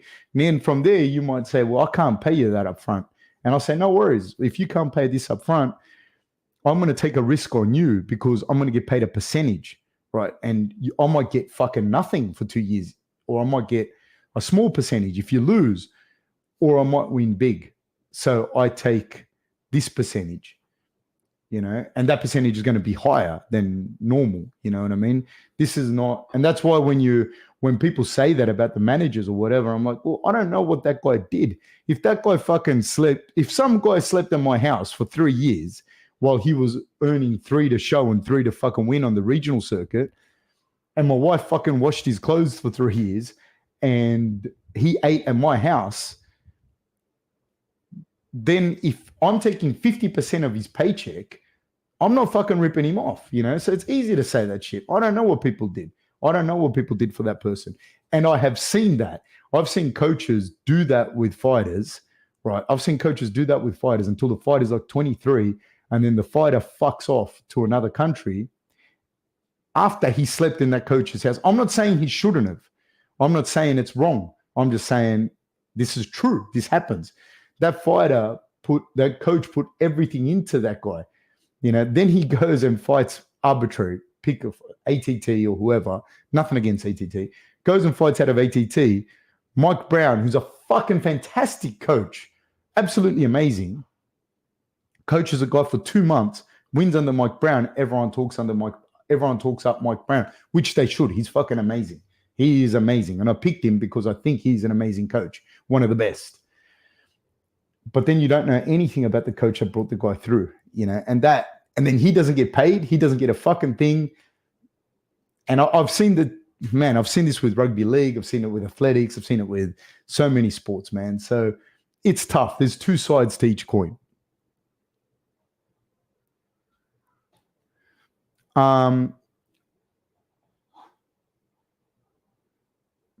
So I'm going to skip a few of them.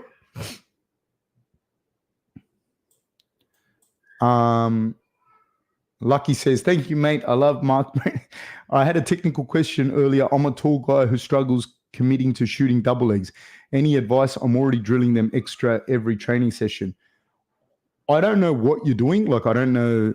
I've never seen you. I can't break that down necessarily. But if you're not already training with a proper wrestling gym, I definitely recommend that you go to an Olympic freestyle wrestling gym and train with it. And the reason I say that is because a lot of the times when you see like tall, lanky guys and they get in on double legs, it's not so much the double leg itself, but it's a setup, how you tie people up with your 2-on-1s, with your collar ties, all different things, how you use your legs, to maybe do inside trips before you shoot the double leg, how you tie people up. These things are big. So I'd say to you that a big thing is your setups to the double legs, how you tie people up and how you get them off balance before you shoot the double leg. This I'm fucking guessing, right? Because I haven't seen you, man. I haven't seen you.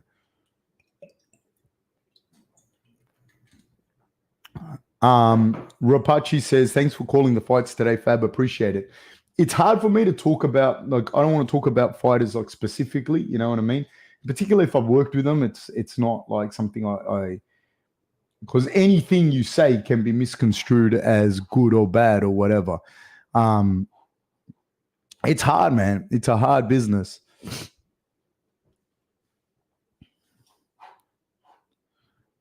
So that's just like, yeah, I don't like to make comments specifically about fighters.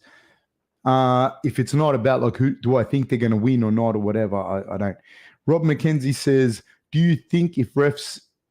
Oh, fuck, I just lost it. Sorry, I just lost what I said. Elia says, thank you for not just saying you're a shit wrestler, just lay on your back.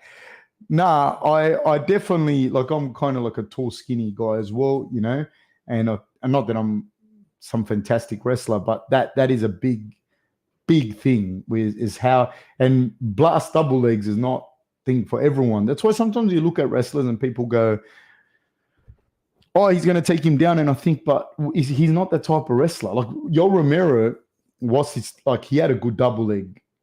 You know, he's fucking still, you know, but his wrestling game, if you watched him in the Olympics and you watched him, it wasn't his game. It wasn't what he did. He scrambled, he got your back.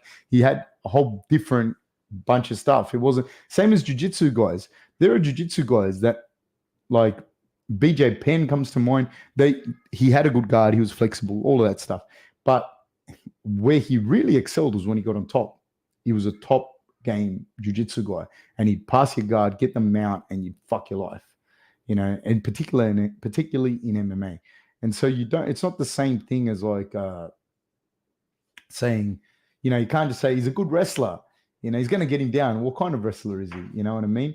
Is he more of a clinch guy? Does he clinch only on one side? Does he tie up the right arm first? Does he get 2-on-1s only on the right side, or does he get 2-on-1s only on the left side? These are important things, you know, that you have to understand when you're breaking down a fighter, because it can change the whole game.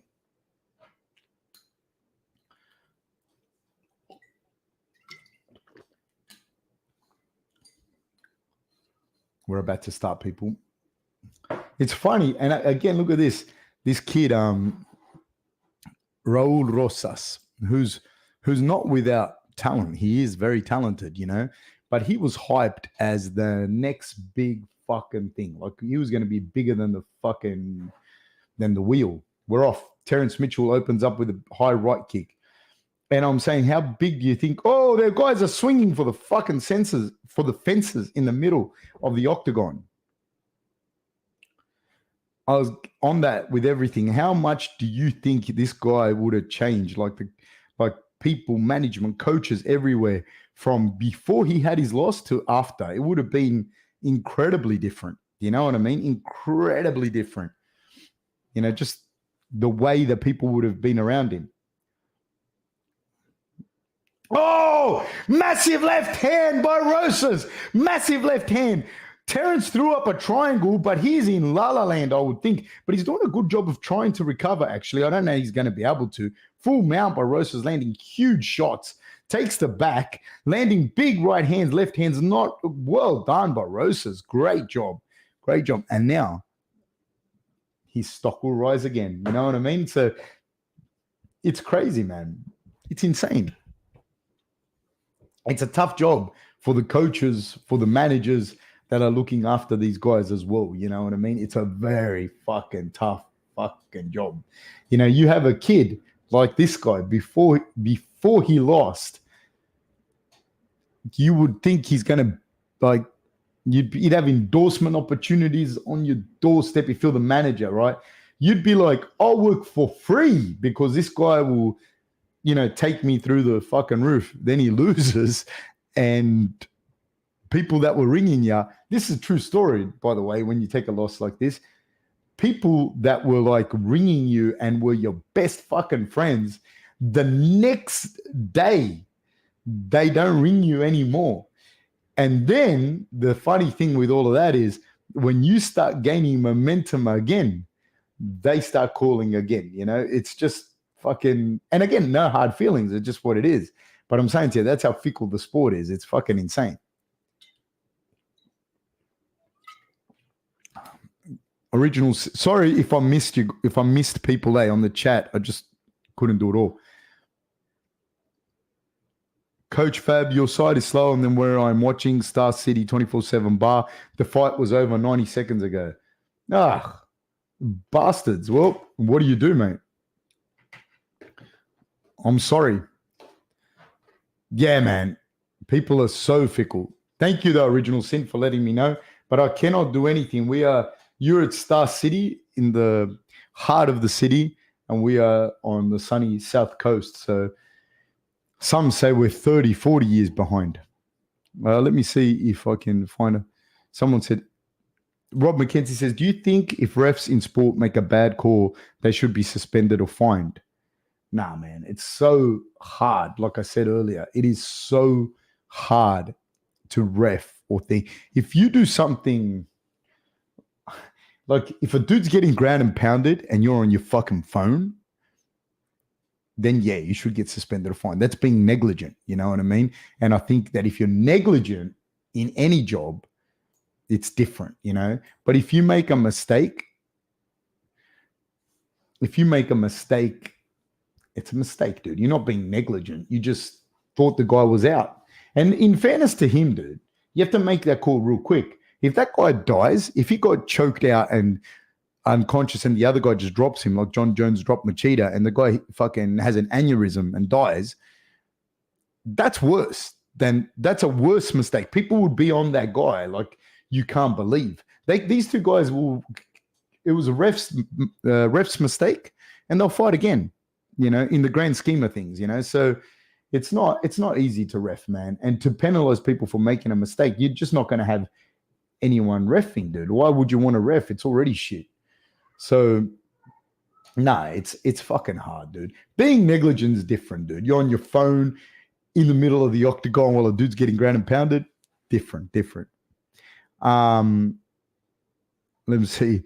Says SG Fab. What is the Spanish word of the day? I'll come back to you, mate. I don't know. I do not know. I don't have one like that. You caught me off guard. Ryan McGee says, Fab, hand pink waving. Good to see you still streaming. Thank you, sir. I really appreciate it, man. Please like and subscribe if you haven't already, and please share the channel. Tell your friends, tell your loved ones, tell your mistresses, all of it. Please, girlfriends, mistresses, wives, all of them. You got to tell every single one of them. Rob McKenzie says, if an Australian UFC fighter gets a fight in Vegas, who pays for team flights, accommodation, etc.? The UFC pays for one other person, usually. And then they'll pay for more as you get higher up the card, and they'll pay for things. If not depending on what the fighters want as well, the fighters will pay for it, you know. So you'll negotiate that with your fighters. Like you'll say, if you know, this is how much I want, this is what you'll have to negotiate that with your fighter if he's fighting on the top end and he's getting big money. If not, it'll be the UFC pays for one guy and you know, at least up until recently, may have changed. I don't know, maybe for two maximum, but no, usually it's one guy. So sometimes, man, this is another thing that people don't understand. Sometimes you have a lot of the time, you'll have the auxiliary coaches and managers paying their own way. You know, a lot of the managers will pay their own way. You know, so the entourage is not paid for by the UFC. So a lot of times not paid for the fighter. If the fighter's like a fucking 22-year-old kid from somewhere, he's not fucking paying for all that. He's on 10 to show, 10 to win. So if you got two or maybe three coaches, sometimes you're with the gym and the coach, I've seen this, dude. I've seen this. I'm not going to get into it, but the coach is paying to go over. The gym or the coaches are paying for the auxiliary coaches or for anything else or for their own accommodation, or they're all fucking sleeping in one bed together or one room together or whatever. Like, and that's a lot as well, man. Like, you know, people go, oh, well, fuck, if you want to make it, then, but you're asking three grown men to fucking sleep in a room, you know, and if you're fighting overseas, you need to be there 2 weeks before. From Australia to, say, Kansas City or Vegas or whatever, you need 2 weeks to fight at your best. The UFC pays 4 or 5 days, 5 days, say a week. The UFC will pay for a week for you to be there, you know, so those other 5 days have to come from somewhere. So you're going to sleep. You're not earning much money. The fighters are not paying for it. He's, like I said, 22-year-old kid, 25-year-old kid on 10 grand a show, 10 grand a win. Coach is paying for it, you know, or coach is paying for his own accommodation, or they're all sleeping together in a fucking little fucking room somewhere. So that's why I'm saying to you, you got to be careful when you're saying, oh, this guy is this fucking blah, blah, or the manager's paid.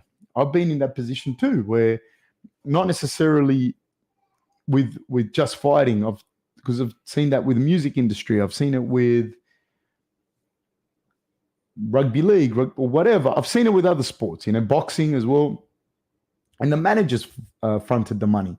The manager has fronted the money for the accommodation and all of that shit.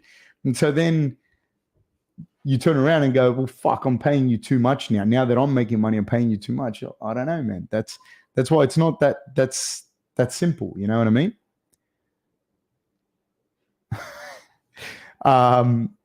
Original sentence said, South Coast is much better than the city. South Coast is so beautiful. The South Coast is the fucking shit, man. I love it. I love it. Elia says the sentence of the day is por el poder de Grayskull. Yo tengo el poder, which means by the power of Grayskull. I have the power. Let's go with that sentence, sir. Let's go with that sentence. SG says, I asked Moicano what the Portuguese word of the day was on the Strickland card, and he said, no aposte, which translates to don't bet. Fucking spot on, eh? Moicano is the man. Joseph says, Coach, what is the most times you've coached a fighter? What is the most times you've coached a fighter in one event? I don't understand the question, Joseph. Oi, James, much appreciated, sir. Says, sending love, have a medium chai latte on me. Look, what a fucking champion. What a champion. I'm not going to look a gift horse in the mouth, and I really, really appreciate it, but I don't know that I could buy a medium chai latte after YouTube takes its cut with $5. But I do appreciate it. And these are Sydney prices. It is difficult. It is tough. And I appreciate this very much. And I'm going to combine this with the money given to me earlier. And I'm going to have myself a chai latte. And I'm going to stop and I'm going to look at the ocean. I'm going to think of you, James. And I really appreciate it, man. Thank you so much. Your parents raised you well. Guys, please like and subscribe if you haven't already. Please share and support the channel any way that you can. But in particular, by liking and subscribing. SG says, how do coaches like Mark Montoya have time to coach at all? He's flying out every week, it seems, to corner fighters. I don't know, because I'm not him. And like I said, I don't like to comment on people, one person in particular. But it depends what he's negotiated with the fighters. He might be making a really good living if he's getting like a cut from each fighters, and that's all he does, So a lot of guys run gyms, you know what I mean? And so then you can have 4, 5, 6 fighters. I'm not even complaining. I'm just saying, like, when people are saying you shouldn't, this is too much, a manager's taking this and manager's taking that, and coaches are taking this and fucking blah, blah, blah, blah, blah. You forget, dude. Like, you forget the other side of it as well. It's hard, man. Everybody's trying to make money. There's not much money going around. And you can put in 10 years on someone. You can put in 10 years where you're not making money. You're fucking paying money. And then that kid, he or she decides, I'm going to fucking fuck off now, and I'm going to go and train with a new coach. And then the new coach takes all the credit, or the new manager takes all the credit. So I'll give a good example. I'm not even City Kickboxing fanboy. I'm not saying this. Let's say that Adesanya leaves, right? City Kickboxing today. I've heard people saying that, blaming it on Eugene. No, I don't know Eugene. I've never fucking spoken to him, nothing. So I'm not sponsored by City Kickboxing to say this. Say he leaves, right? Say he loses again. He fights Strickland, loses to Strickland, and he leaves City Kickboxing, right? And then he wins his next 5 fights in a row, wins a belt, defends it, blah, blah, blah. And everybody goes, man, he was fucking, he improved. I'm not saying he should or he shouldn't, but I'm just saying, do you really think that the work was done in these last 5 fights, or that it was Eugene's fault, or that the fact that Israel spent 10 years got him to where he got? And now, if you wanted to change, you can change. But that's what I'm saying. Then everybody just remembers that and gives the credit to boom. And it's not Eugene's fault. You know what I mean? It was a fucking fight between 2 really good guys, and Sean Strickland got his game off on Israel, and that's what happened, We did a breakdown on it. Please go and watch it. Elia says, was there a big Spanish-speaking community where you lived when you just arrived to Aussie land? There was not a massive one, not like in the US or something like that, but I didn't grow up in it. I didn't grow up in the Spanish-speaking community at all. SG says, Fab, do you play, watch any sports outside of MMA? Like, I'm 43, going to be 44, so I don't really play any competitive sports, but I like basketball a lot. Grew up playing basketball, and I like to do like a lot of like outdoor type stuff. You know, I like to go hiking. I like to go spearfishing, which I'm not very good at, and I've tried surfing and that. So I try to do all that kind of stuff. I'm a little bit involved with rugby league just because I work with some guys that play rugby league, so I kind of watch it. But no, I'm not like, I don't paint my house the color of the fucking local team or anything like that. Through House says, do you still offer professional personal development consults? Again, in respect to your time and current obligations? Yeah, no, absolutely. I do. Yeah, for sure. You know, but generally now, like I've got a couple of guys that I'm working with and I run my gym and then I do some corporate work and there's not that many hours left in the day. You know what I mean? Like, and I've got 3 kids under 3.5. So that's mainly what I do. So yeah, but the short answer is yeah, absolutely. Still do that kind of stuff for sure. Like I said, the kid that was on here, he's not a kid, but the guy that was on here, Ray Stone, he plays for the Dolphins, and we've done some work together on that. And it depends, man. Like it depends what you do, and it depends. Like, just to give a perfect example, he's boxed with us. He played rugby league, but he's living in. This is not Ray. I don't know if you're still on here right now, but perfect example. Worked with him on and off for a year and a half. Now he's moved to Queensland, and like he might go and train with somebody else. We had no like financial agreement between us or anything like that, and he's free to do so. You know, he's absolutely free to do so. And that's my point. You know what I mean? Like that, these things happen. It's not he's a bad guy or I'm a bad guy or whatever. It's just like, fuck, you know, like I could move to Canada next year. Who knows? These things happen. So you can't say, oh, this coach is now saying to you, this is what the percentage is if you want to keep working together. And you're going to be like, what? No, only I can make money. Like, nah, dude. Dudes are sometimes, not that this wasn't the case with Ray and I. I'm just giving an example that he's had some fights, boxing fights with our team. But say you coached him for 5, 6, 7, 8, 9, 10 years. He's free to go. He can go tomorrow. Any fighter can go. So, you know this as a coach. You have to make sure that you look after yourself too. I've seen too many good coaches end up fucking old and broke, for sure. How do I see the main event playing out?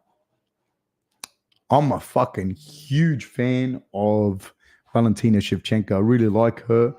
I've met her. She's fucking lovely. I love her coach. Her coach is a lovable scallywag of a man. Nah, he's a good guy, you know. I met him as well. She's so accomplished, you know. I'm just, yeah. And her coach is really, really accomplished as well, you know. And it's just her interesting story, her and her sister, and they spun me out. They can speak Spanish. They had she's had pro boxing fights in Peru. Like just like a fucking crazy story. So I'm a huge fan of hers. Unfortunately, I don't see her beating Grasso. I just don't. Just because Grasso is younger and significantly younger, and this matters. And in particular, it matters more with the women. I think Shevchenko's 35. Let me check. Yep. And Grasso's 30. And this 5 years matters, you know. Especially, it matters even more so with the women. So I think so, yeah. Ray Stone says, still here, brother. Ray, I'd love to hear your thoughts on it. And as a professional athlete, like Ray's legit professional rugby league player. I'd just like to hear your thoughts on what I said about that, because you know what it's like, man. Not to put you on the spot with like management and all of that stuff, but it's not easy. It's just like a complex situation that you're balancing, you know, between managers, coaches, thing. And Ray comes from a sport where it's mandated. Like he signs a contract with the team and he has to go to training, and this person's his coach. That's the way it is. It's inverted when he goes to MMA. He's the guy that gets paid, and he can decide if he goes to training or not, who his coach is going to be. He can leave tomorrow. So it's people are trying to make a living. Original Sin says, New South Wales has many good fighters, but we don't have an MMA gym like City Kickboxing in Sydney, and Oz fighters go to New Zealand to train. I hope your gyms will be the gym for New South Wales fighters to train and compete competitively. I don't know that I agree with that necessarily. I think some people do. I do think that you can get amazing training here, and I don't think all the fighters do. Also, you got to be careful with trending. Like, if a gym's hot at the moment, that's where everybody will go, and if a gym doesn't do well because it's cyclical, all of a sudden nobody wants to go there. I don't see me ever wanting, or I don't want to have a big gym. I never did. I only like working with a couple of fighters, and I have a couple of young guys right now that I'm working with, and I want a small team. I'm not looking to have a lot of fighters. I don't want that. I never did before, and I don't now. I'm small group person. That's me. And you can get really good training here. Really, really, really, really good training in New South Wales. James R says, have you ever heard? And the other thing I say this as well, because Israel was fantastic 5 years ago, 6 years ago, 10 years ago, 8 years ago, whatever it was. But he hadn't exploded, no one knew. So as soon as he exploded, everyone's like, oh, it was good before. Do you know what I mean? So no, you can get great training here. You don't need to go anywhere. In New South Wales, you can get fucking good training. And then on the East Coast, like New South Wales and Melbourne combined, you can get plenty of really good training. James R says, have you ever heard any news recently about a fighters association? I remember Mark Hunt trying to push for one, and obviously the whole Ngannou negotiations. I don't know, dude. I don't honestly, like I said, whilst I hope the fighters get paid more, I'm worried. I'd be more worried about so many other professions before them. James R says, I can imagine current fighters are scared to stick their heads out, trying to understand if there's more the fans can do to help. 100% they're scared to stick their heads out. I can't, I'm not going to comment. I'm not going to speak specifics about any gym or any fighters. You know what I mean? I'm not going to. Yeah. So Rob McKenzie says, can training with only one coach out of loyalty be detrimental to a fighter's development? Absolutely. This is what I'm saying to you. I'm not saying to you it's wrong for you to move on from your coaches. I'm not saying that. I think it's fine. But as a coach, you've got to also understand, and coaches understand, that is there on the horizon right there. So you have to get paid when you're there, because the guy can decide to leave tomorrow. And there's nothing wrong with him leaving. You just got to be smart to know that, fuck, that can happen. I think it's absolutely detrimental if the coach is not doing what you want them to do or what you need to do. This is 100%. You should move on if you feel you have to move on. You know what I mean? It's just for sure. A lot of the times, though, dude, it's like, you know what it's like? It's like your ex-girlfriend. Your ex-girlfriend tells you don't leave towels on the floor, and you fucking argue with her, and you don't leave them on the floor. You do leave them on the floor. He's like, I'm going to leave them on the floor. And then when you go to your new girlfriend, you never admitted to the old one. But then when you go to your new girlfriend, she's like, oh, you know what I like about you? You don't leave the towels on the floor. And you're like, no, well, who the fuck would do that? This happens a lot, man. And the problem wasn't your ex-girlfriend, it was fucking you. You just changed, and now you've gone to a new place, and you're doing the things that your old coach asked you to do, but now you're doing them in a new place. I can say this because I've done this as an athlete, as a person, as a human being, with my parents or with fucking whoever. You know what I mean? You were the one that it was in you. The answer was in you. You know what I mean? Now you've changed. And I'm not saying you shouldn't have changed. You should change. You should change if you feel, as long as you feel that it's the right thing to do. It's the right thing to do. Doesn't matter if objectively it's not. Bodybuilding news. Boom. Great analogy. Fucking oath, it is true. Anyone that has lived even a little bit of life understands what I just said. That's why when the fighters change, people go, this team's the best. You got to go here. It's fucking this guy's fault. Nah, dude. You just did what you had to do now. Okay, we're off. Jack Madalena in the orthodox stance, and so is Holland.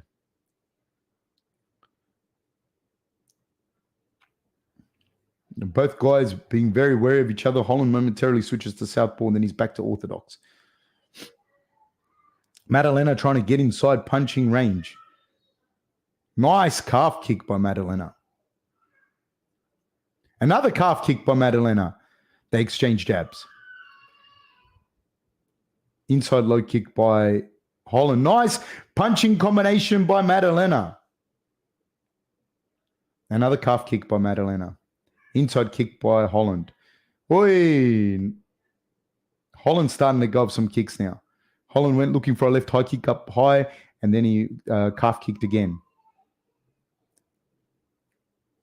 Madalena goes right to the body.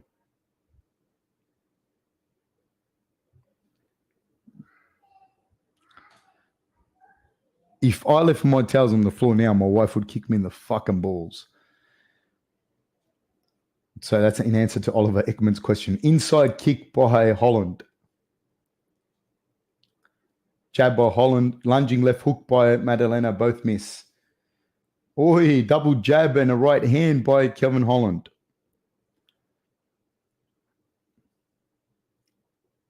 Oi, 1-2 by Madalena. Doubles up on the jab does Holland. Holland goes a 1-2. Madalena with a right hand over the top. Madalena has a head that looks like it can take a fucking shot, and it's been tried and proven. No disrespect to you, Madalena. I'm sure you're a handsome guy, and he is a handsome guy in that rugged kind of way. Madalena with a big flurry on Holland goes to the body and goes to the head, showing off some beautiful boxing, does Madalena. I'm telling you, man, Australia's got good boxing. Holland throws a little combination there, 1-1-2, followed by a right high kick, then goes looking for a left kick to the body. Madalena switched to southpaw, lands good combinations on Holland, who's got like a modified Philly shell, and he's walking away, covering himself up with a shoulder. He's doing a good job of staying just out of range, being that he's taller as well. He's able to just like move out of the way. But Madalena, mate, he's looking really nice, really tidy. I love the tidy boxing that he has with some good calf kicks. Oi, he goes looking up high. Where's fucking Harry? You know, Harry, if you're listening to this, Harry, listen, man, tidy boxing with good calf kicks, it'll take you around the world, mate. I don't know if you're listening, Harry. I hope you are, mate. This is like, if anyone's old enough to remember 106.5, like you call the love hotline thing and you requested a song for your girlfriend. This is like mid-90s. That's what happened there with Harry. I said, Harry, if you're out there listening, mate, boxing and calf kicks, there's a good building blocks for MMA, man. Such good building blocks. But tidy boxing like Madalena has. See, but it's a contrast of styles because Holland is very much a sniper. Oh, nice little left hook by Holland. Kind of catches Madalena on the way out. Front kick down the middle. That's what I thought Holland would be doing. Inside leg kick by Holland. Checked by Madalena. Madalena goes looking for that right hand over the top. 1 minute and 15 seconds to go. Madalena switches to southpaw. Holland goes looking for a front kick down the middle. Another inside kick by Holland. Holland uses that inside kick to set up the left high kick. He's thrown it already once. He's going to try and throw it again. Madalena's looking really good. Holland shoulder rolling past those punches, though. He rolls with them quite well. Nice little combination by Holland, but Madalena takes it on the gloves. Kicks Holland in the bum. They just got caught in like a weird... Oh, nice right hand over the top by Madalena, but Holland does a good job of rolling out of the... like rolling away from the power, throws a bunch of jabs, but Madalena takes the jabs on the forearms as he moves backwards. The way that these guys are fighting, I think it's more taxing for Madalena. I hope Madalena wins. I'm not going to fucking lie and pretend that I don't go for Madalena and that I'm heavily biased. I am heavily biased for Madalena for a lot of reasons. Like I remember him in the regional scene and that, and yeah, I'm just going for Madalena.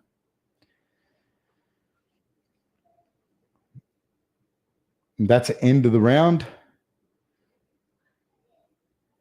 Okay. Richard Mercer, JLA. I'm glad that you know. Oliver says, Ray, hands off stone. Nice. Richard Mercer. Yes, man. Joseph says, shout out to those request radio shows. Got me out of a lot of trouble, coach. Yeah. I don't even know if it's a thing anymore. I don't know, because now you can just send like a fucking like a link or something to a song. But back then, yeah. Rob McKenzie says, if he does BJJ, could he be the Rolling Stone? Ray, are you still here, man? People are coming up with nicknames for you. The Rolling Stone. I like it. Interesting fight, man, this one. Interesting. Both guys are doing a good job. Cooper Marion says, I'm from Fort Worth and I'm still going for JDM. Dude's just too sharp and I want to see what happens. Yeah, man, he looks good. He looks good in this. And Kevin Holland's a good test.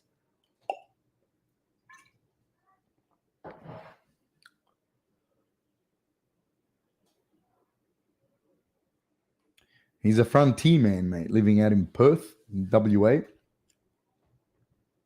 Or he was. I don't know where he's living right now. They exchange jabs. They exchange a bunch of jabs with each other. Holland doubles up on the jab. Side kick from Holland. Madalena punches his way in, but Holland shoulder rolls. It just doesn't look good for the judges, especially in MMA, for when JDM throws the combinations and Holland moves back shoulder rolling. You can't tell if the shots are actually landing or not from a judge's perspective necessarily. Nice stiff right hand, partially landed there by Holland. Nice side kick landing by Holland. I'd probably edge that round. Again, I'm not judging the fight, dude, but the first round I'll probably edge it to JDM. But I'm not judging the fight, dude, and I am biased, so fuck knows what I'm seeing. Who knows? Nice left hook lands by JDM. Holland smiles it off. Madalena goes low and then high with the combinations. Holland with a sharp 1-2, then switches to southpaw. JDM hits him to the legs. Again, Holland turns and kind of bolts out of the way. Madalena goes looking for an oblique kick. Inside leg kick by Holland. Right hand over the top by Madalena. 1-2 by Holland. Doubles up on the 2 does Holland. 1-2 does Holland and he lands it. He throws a very nice stiff 2 down the middle does Holland. Madalena ducks under a right hand from Holland. Goes low with a jab. He's looking for that right hand over the top now. He switches to southpaw, does Madalena, and goes for a left kick to the body, does Madalena. Tries to punch Holland. Holland scoots out of the way. There's 3 minutes to go. Holland goes 1-1-2, taking on the gloves of Madalena. 3 minutes to go in this round. Holland moving forward. Madalena throws a combination, answers with the right hand, does Holland. A 2 from Holland. Madalena goes looking for a right uppercut, misses.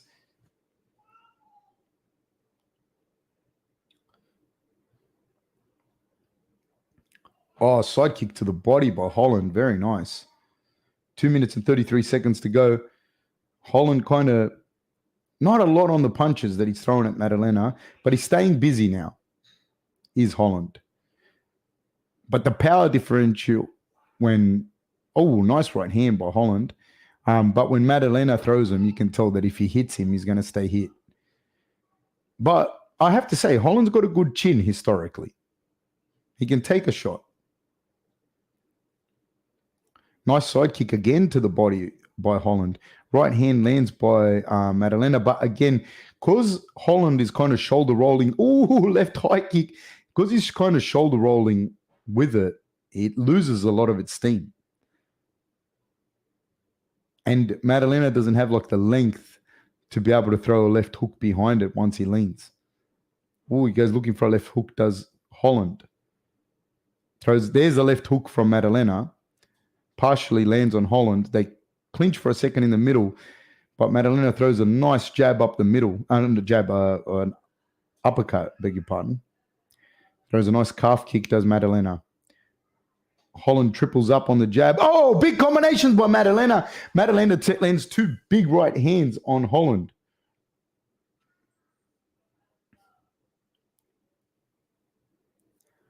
They exchange kicks. Nothing much happening there. 1 minute to go in this second round. I don't know. I'm not judging the fight. I have no idea who's winning. It could be around a piece thus far, if nothing else happens in this last 55 seconds. Good shot and a sprawl by Madalena. Madalena hits him with an elbow on the break, but a 2 is landed by Holland. Front kick by Holland. There's 39 seconds to go. Still anyone's round, probably. Right, high kick by Holland. Oblique kick by Holland. Holland's doing a little bit more, just staying a little bit busier in this round, I feel. Southpaw is Madalena. Holland staying just outside of his range. And I think Madalena goes looking for a right lead hook. Doesn't land. 1-1-2 by Holland, taken on the gloves of Madalena. Inside left kick by Holland. Madalena tries to land, and now Madalena partially gets taken down, goes into high part 10, scrambles out. And then Madalena did a spinning Bruce Lee move. It looks to me like it might be around a piece. Rob McKenzie says straight 1-2 beats a hook every time. Yeah, definitely beats it. Beats him most of the time, yeah. Cooper Marion says, feels like Jack isn't doing quite enough this round. Great defense, but not following up. Agreed. Oliver Ekman says, when is the UFC going to sign Fab for color commentator? I can assure you that will never happen, my friend. I can assure you that will never, ever happen. That would never think, never.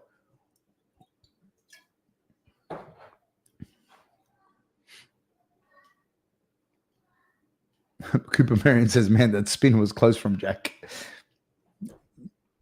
It's an interesting one. Now, I would probably say that it'd be a safe bet that they're around a piece. My guess. This is just my fucking guess. Like I said, I don't know this for certain.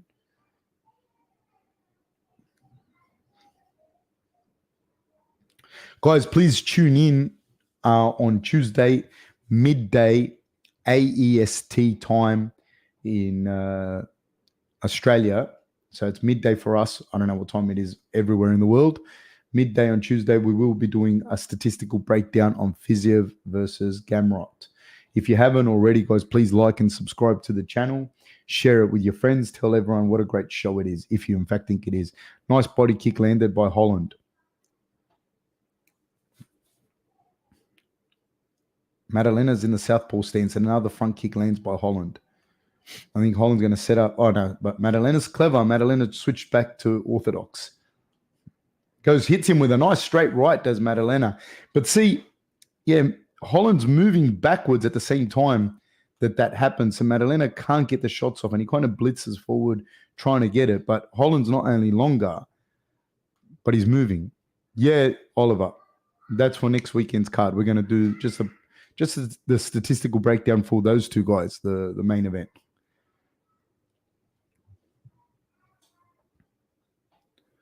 Inside kick by Holland. Goes looking for a hook kick, does Holland. He's just staying busier, and he goes looking for a backswing kick, does Holland. There's a 1-2 by Holland, and it doubles up on the one. Hits Madalena. Madalena's taking him on the gloves, but he's not really answering when a lot of the kicks and a lot of the punches. Now he's moving backwards. So this round's starting to be given away a little bit. It's early days yet. It's 3 minutes and 33 seconds to go in the third round. But Holland's starting to find his range and land some of the shots.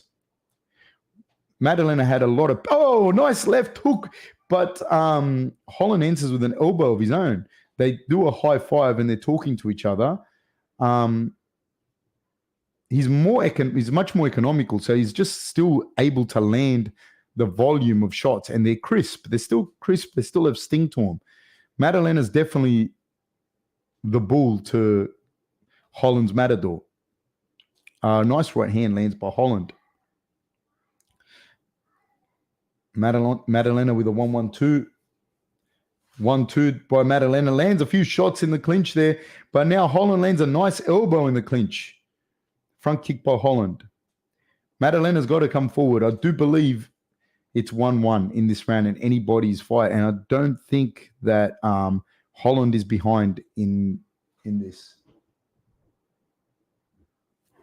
It says that Madalena has landed much more significant strikes on the count. I was just looking at it, the UFC count, but I don't know. Like I said, I don't know necessarily how they do those significant shots.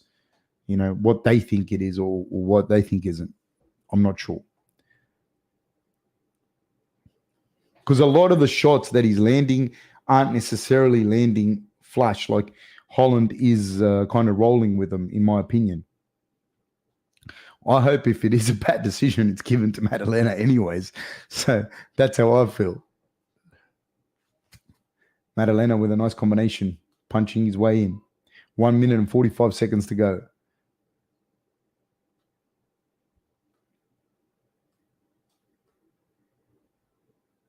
One, two by Holland. Kick to the body by Holland. Another leg kick by Holland.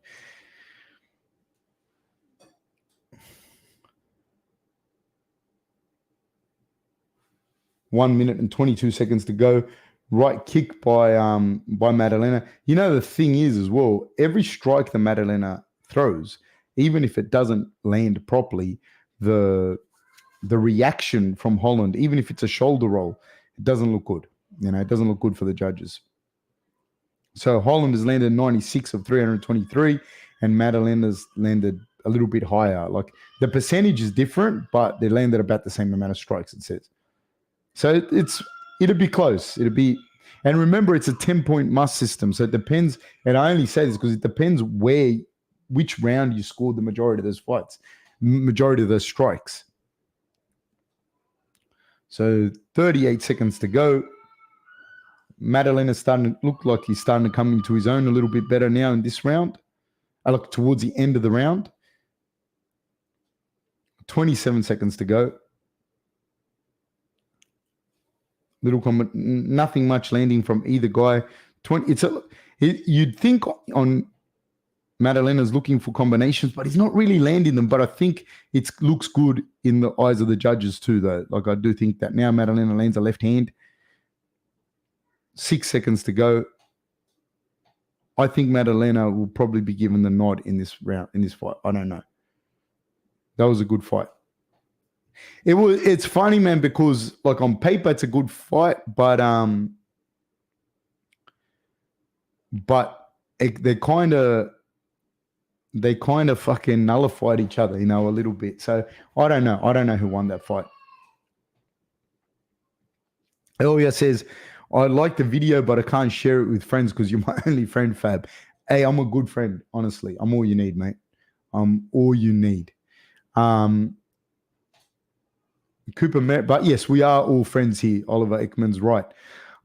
Cooper Marion says, I feel like Holland's reactions are why the numbers are so high. Kevin has honestly been picking off a lot of these combos. I kind of tend to agree. Cooper Marion says, I like Jack, but I don't think he got that one. I don't know. I don't want to. I hope he gets the decision. You know, I don't know. Rob McKenzie says, do you think that a high level BJJ belt is necessary for a UFC fighter today? Seems more and more fights are stand up. Last two middleweight champion fights, no groundwork. I think. Yeah, but don't kid yourself. Like, is in like the guys are still very good grapplers. And that's what allows you to nullify the ground. You know what I mean? Is the fact that you're so familiar with the grappling and that.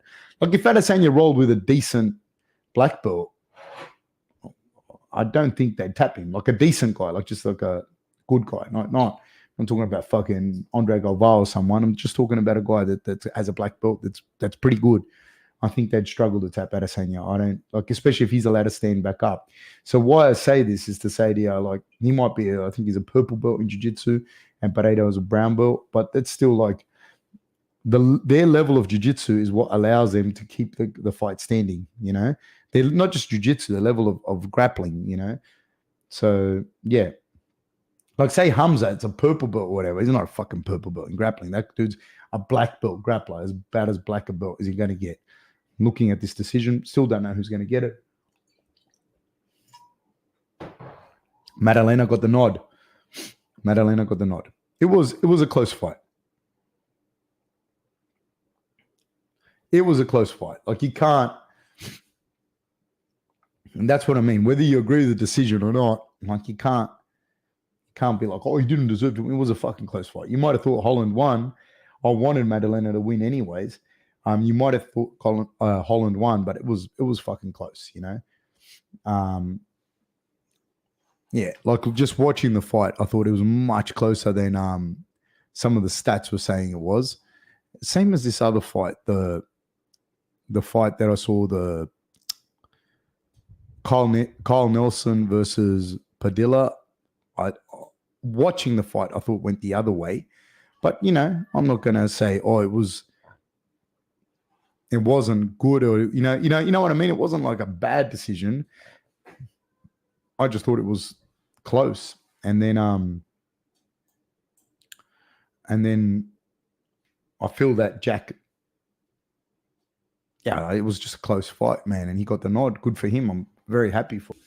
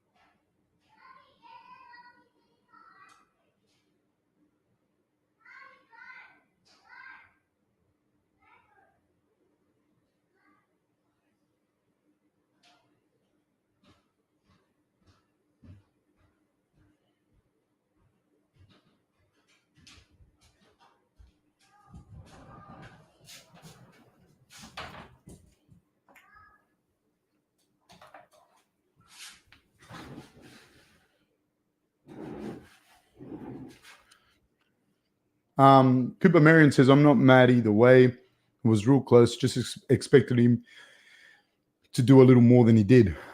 I mean, I think it was a tough matchup for both of those guys, just the way that they matched up.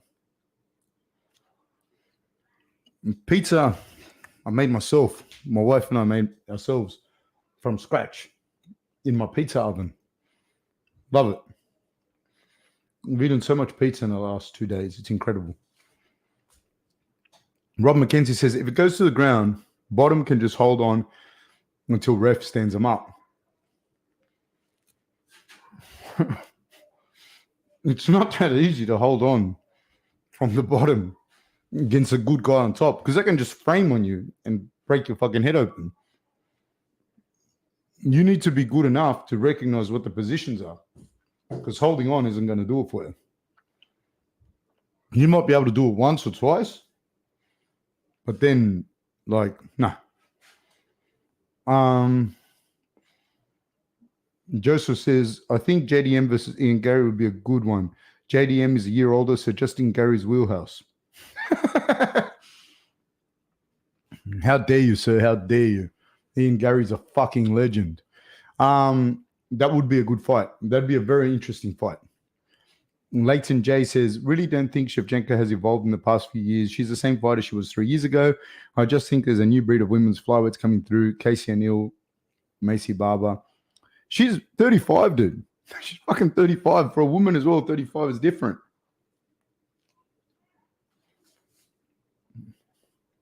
Cooper Marion says, any Australian baked goods you'd recommend? Like sausage rolls and meat pies and stuff like that? Are you, did you say you're from Fort Worth? Are you coming over here for a visit? If you come over here, I love meat pies and I love sausage rolls. They're so good, man. You got to get them. They are good. Baked, there's a lot of other stuff as well, but like, especially now that like it's become like artisan, you know what I mean? Like you go somewhere and like the fucking like like you go somewhere now, there's dudes like with like little hats and fucking funky glasses and shit, and now they've put their twist on the meat pies. I think they do a really good job. Fab, what are my top 3 cuisines?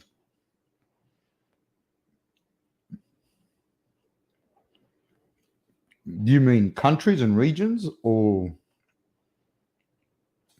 what? Because here goes. I'm going to go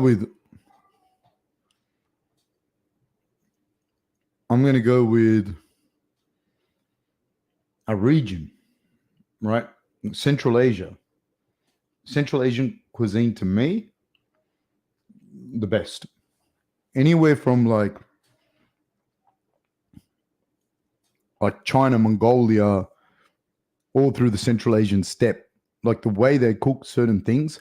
Like when you go to get Chinese food, my wife's from that region. When you go get Chinese food, it's fucking nothing like what her family makes.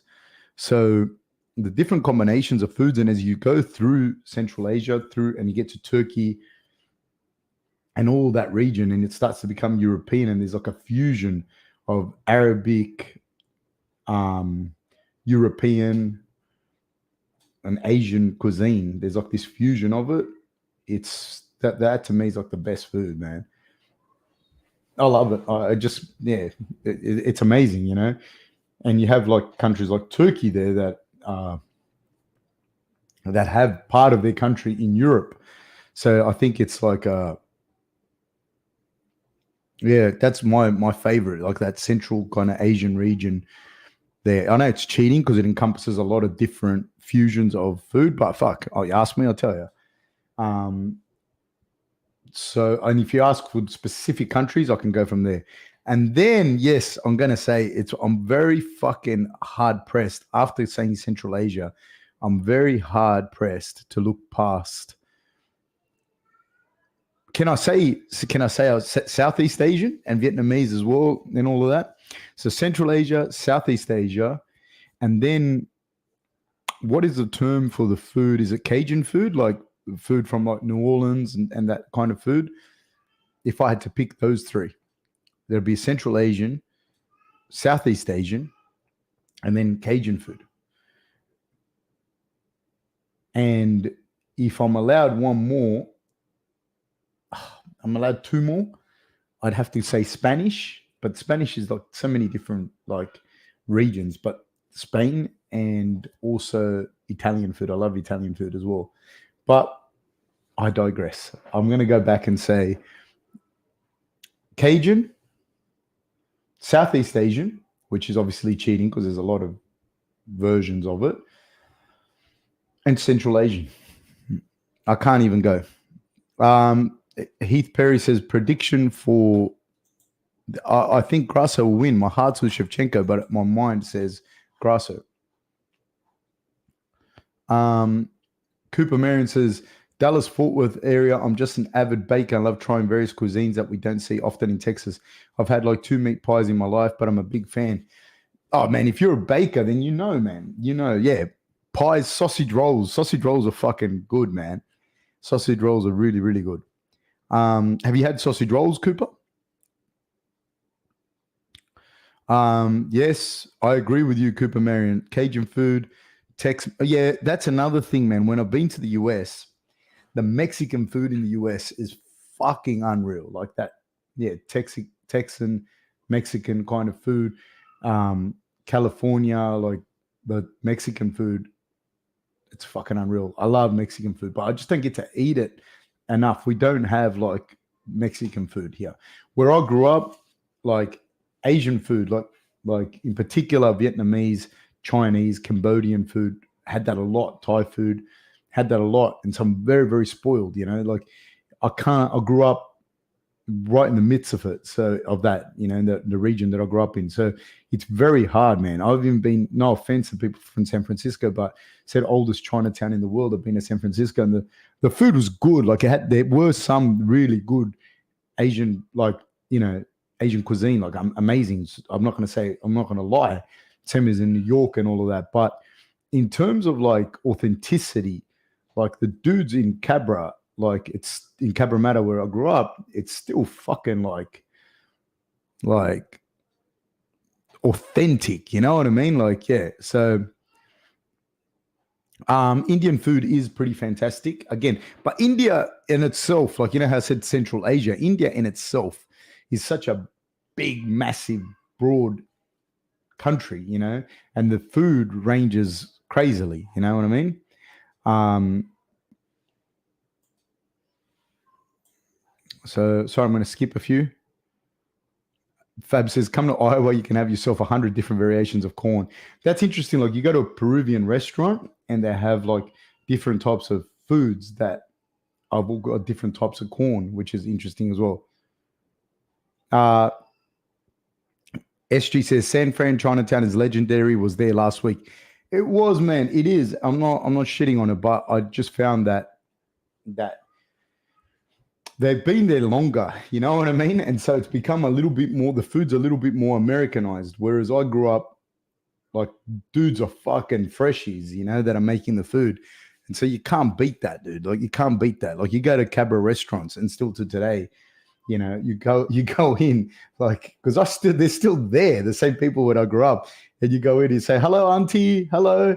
And they say, oh, hello. And they make the food for you. And it's fucking legit fucking thing. And then you pay, and they're cash only. And you can only pay cash. And then you say, bye, auntie. And they say, bye, come next time. And they, fuck, mate, from when you're a little kid, and the food's like, I feel like I'm eating at home, man. Like, it's legit, like, from home,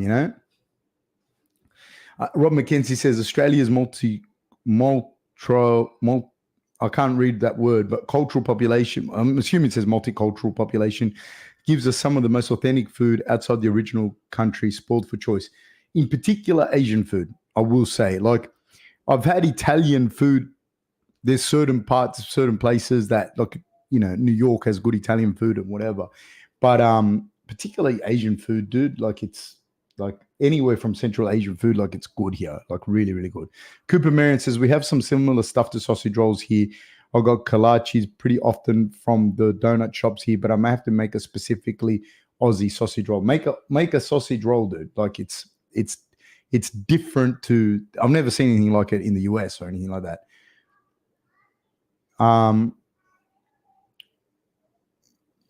So Oliver Ekman says, please do that impression again. I can't, mate. It just comes out natural, That's like my mother-in-law says about my son, who's a little boy. She says, oh, handsome boy, you handsome boy. You good boy, handsome boy. James Lee says, stepfather is from Chile, took me to a Spanish place for my 21st, chowed down a cow's tongue and didn't know it. He waited until I finished to tell me. Cow's tongue's nice, man. I used to take that as sandwiches at school. Rob McKenzie says, vanilla slice Australian. I don't know. I don't know. I don't know if it's Australian or not.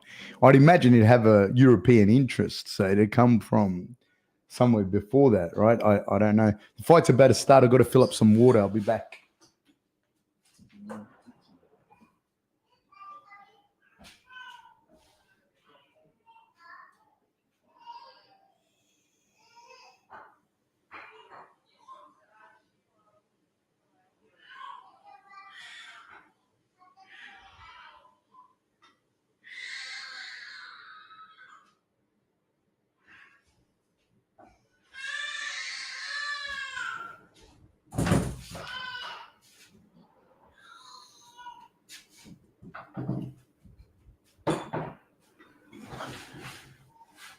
My heart's with Valentina, such as it was with JDM. I don't know who's going to win this. It'll be interesting. I'm really looking forward to next week's main event. That's why I'm really looking forward to doing that breakdown, because those guys are good. You know, they're very good. I'm not saying these people aren't good, but Gamrot versus Iziev, that's going to be a crazy fight. That's going to be that's going to be nuts. And Gamrot, man, fuck, he can grapple, I tell you. Like, people don't understand. He's a very, very, very good grappler. I don't know that Fiziev can stop the takedowns, you know? And he doesn't. The thing I like about Gamrot is he doesn't stop going for the takedowns. You know what I mean? So that in itself is very interesting. Because Fiziev, if you're going to stop, he's going to light you up. But Gamrot just keeps shooting. His stand-up's not the best. And it's predictable, but he can grapple, man. We're about to start, guys. Shevchenko versus Grasso. The ladies come out. There is no glove touch. I think they were both going to, and then they didn't, and then they were, and then they didn't.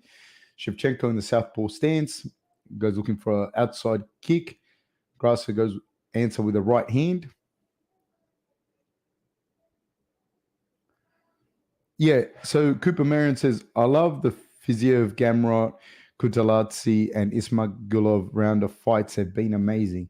They have been, and that's what I'm saying. There's like, at lightweight, there's like a whole bunch of guys that just kind of like fought each other, you know what I mean? And they continue to just fight each other. Whereas I'd like to see this group of guys fight in the upper echelons, you know, as I'd like to see that happen in middleweight. You know, I don't want to see like where it took Darius something like 8 fights to then get a title eliminator against Oliveira for number 9, get knocked out then, you know. Like, I would have liked to have seen him fight more of those top level guys, you know what I mean? I think there's like almost like a glass ceiling, you know what I mean? And I think the same thing with the guys. Like, I want to see the, as a fan, I understand why. Like, I'm not fucking stupid, but I'm just saying, as a fan, as me, I like to see those fights. Oh, Shevchenko goes looking for a right.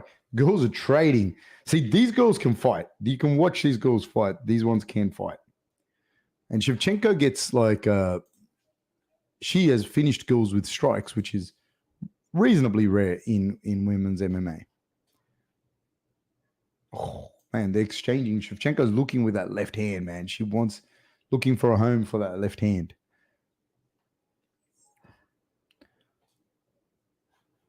But I don't think she's got the, I think she's getting a little bit older, you know?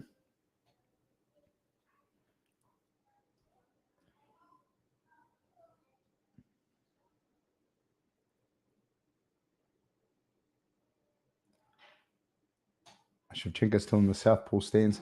Grasso, guys, looking for a left elbow. Does Shevchenko. Shevchenko's like got bad intentions in this fight, man. She's mean, man. She's a mean girl.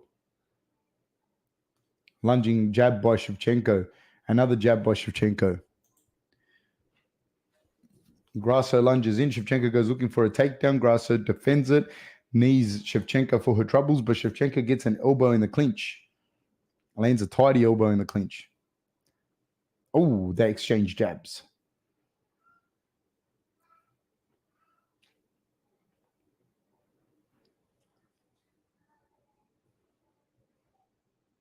Both girls standing just outside of the range, but Shevchenko comes looking for another left hand. See, in women's MMA, even with, not saying that they can't knock someone out, and they probably knock someone out here, but even with the level of striking of a Shevchenko or someone like that, you don't see the knockouts. That's why that statistically the best bet is that one. You know what I mean? The lighter the women's fight is to bet, it's like a 60% and over chance of it going to a decision. Of course, you can't sue me for that. I'm just saying what I've found. Put a disclaimer.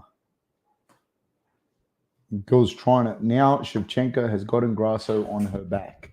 There's 1 minute and 15 seconds to go.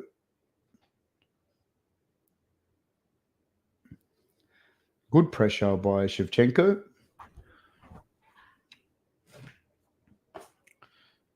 And Shevchenko's got good positioning here. She's transitioned to the back. She's got a good position. There's 45 seconds to work here. Oh, good scramble by Grasso. 34 seconds to go.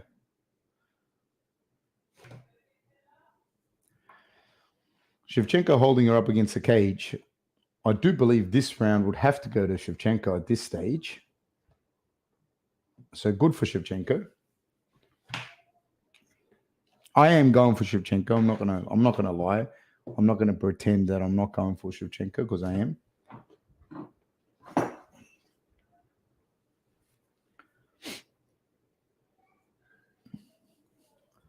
And I do think that round went to Shevchenko. It was close, but she got the takedown. She got the better positions. She landed some shots on the ground.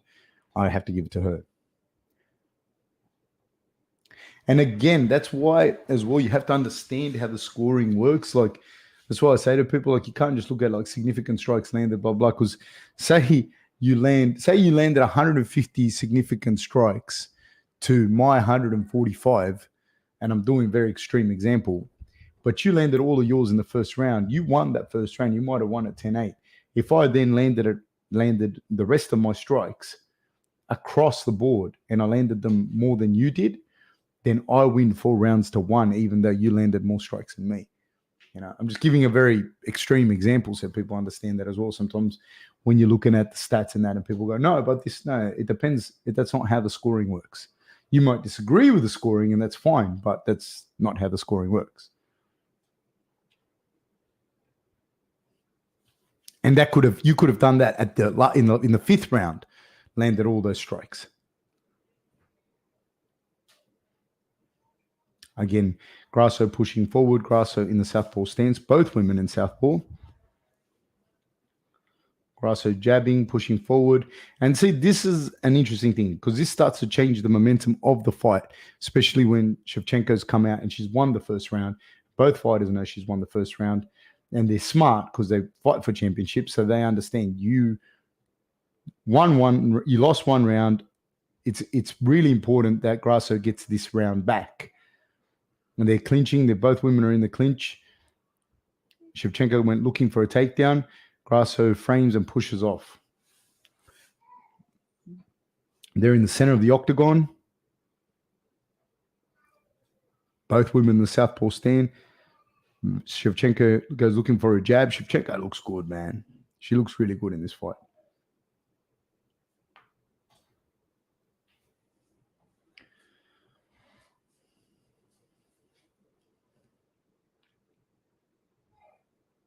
Oh, left hand by Shevchenko.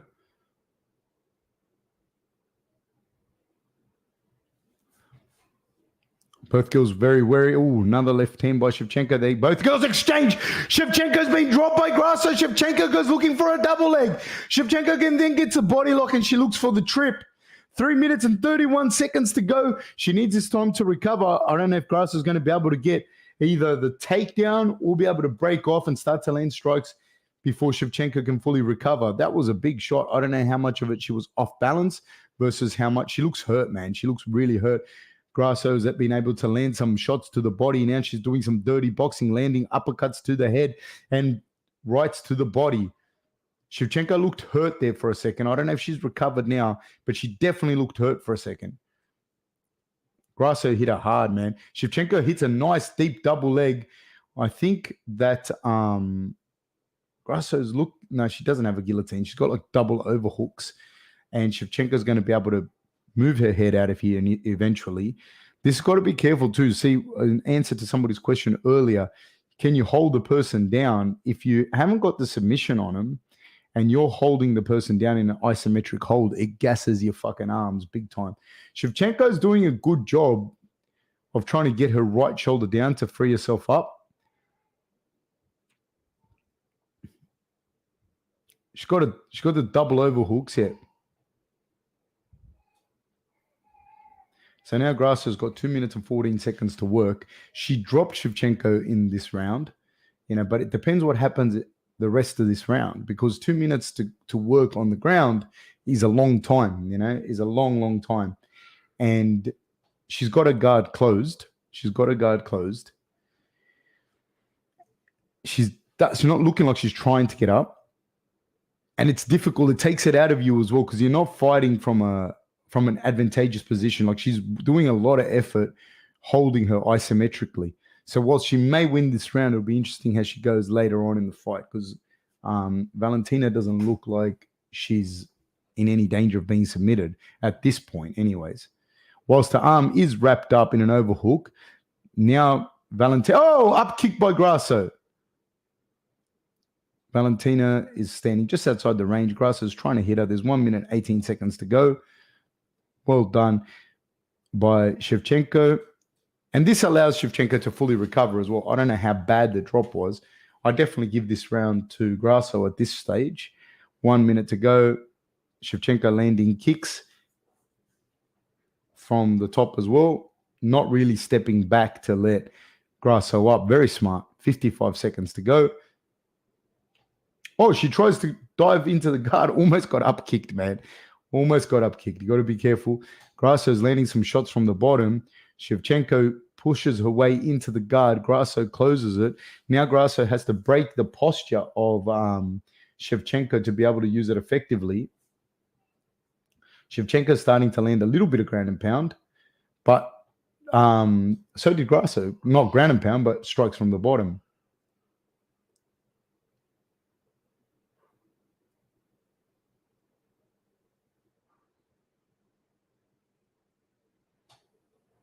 Good work by both girls. Interesting fight. Very interesting fight. 6 seconds to go. 5, 4, 3, 2, 1. A couple of elbows landed by Shevchenko.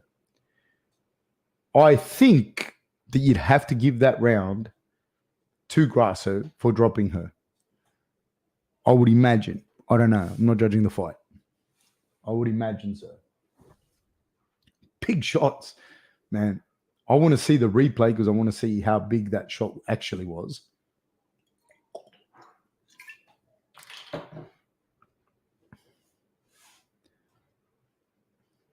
And then around a piece, this third round becomes crucial.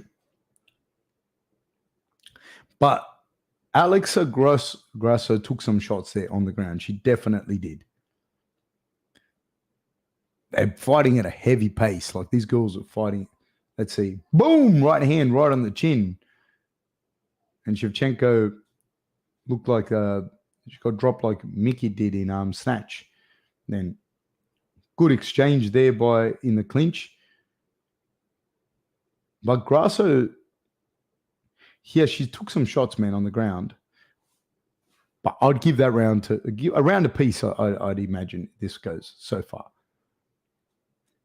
And that's how the fight's judged, in rounds, not as a whole.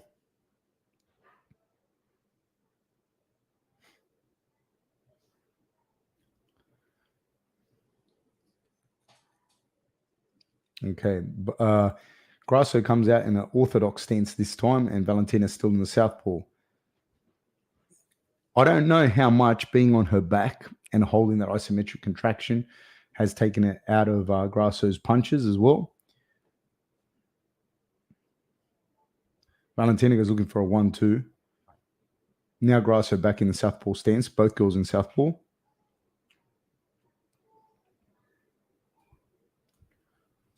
Good exchange there.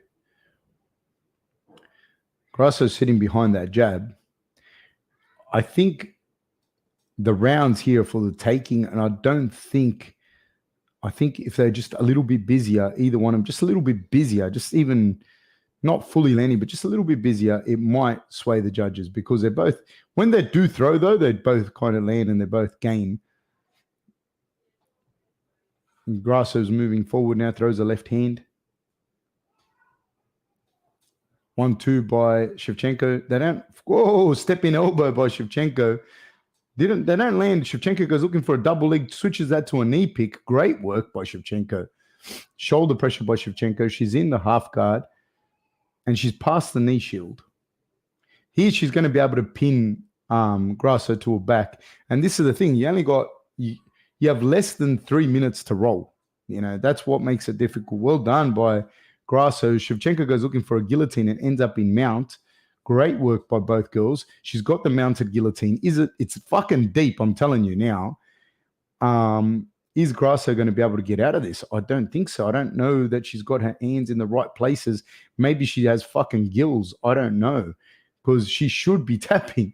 I can't tell if Shevchenko has her hands linked. If her hands are linked, she can still finish it with one hand, but it's harder.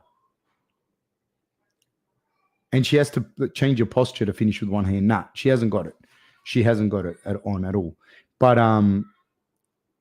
as long as she's not squeezing too much, it makes it very hard to build a case for Grasso anything further happening in this round for her, because that was a very good exchange.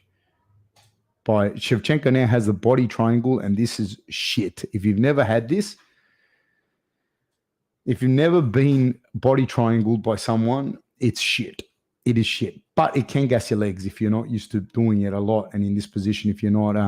But girls are generally very flexible, but it can gas your legs. And more than anything, what people don't understand, you're playing the game. You're spending the time in a dominant position, and so you're winning the rounds.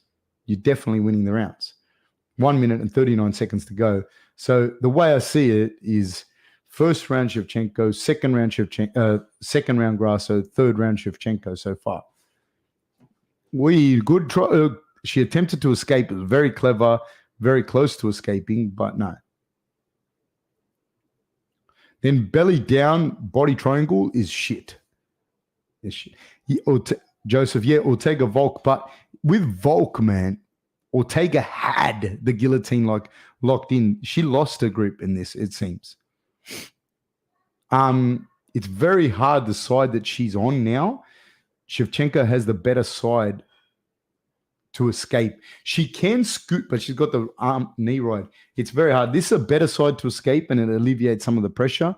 But you have to be able to step back and around that hook, which she's doing. She's switching her hips, but it's hard. And Shevchenko here, she's just almost on in theory, Grasso's almost out, but it's hard with the strikes, man, because the other girl keeps hitting her. So she's almost out. But Shevchenko's holding on for dear life. This can also separate your ribs.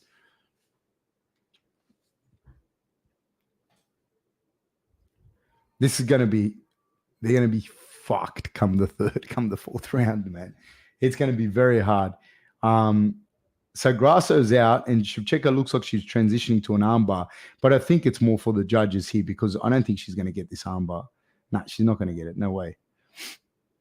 But it looks very good. It does not look like in any shape, way, or form that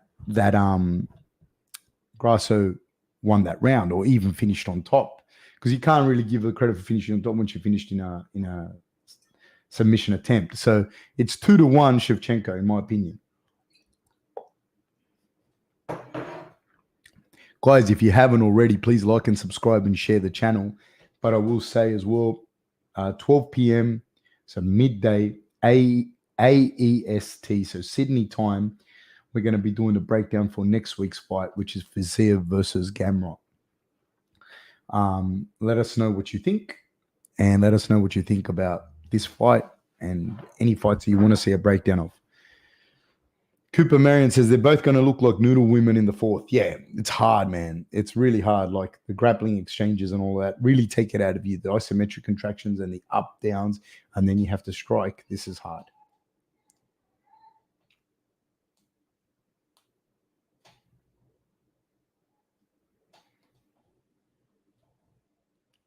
Both girls come out in the center. Grasso goes looking for a 1-2. Shevchenko goes looking for a 1-2, but they're both outside of each other's range. They're both trying to get a breather on this. I think if you could, just throwing like jabs and moving forward here would be so beneficial. Like jabs and front kicks, stuff that doesn't take a lot out of your gas tank to keep coming forward, because you're both of them trying to breathe and get some air in. Big right kick taken on the forearms by Shevchenko. So Grasso threw the kick rather, and Shevchenko took it on the forearms.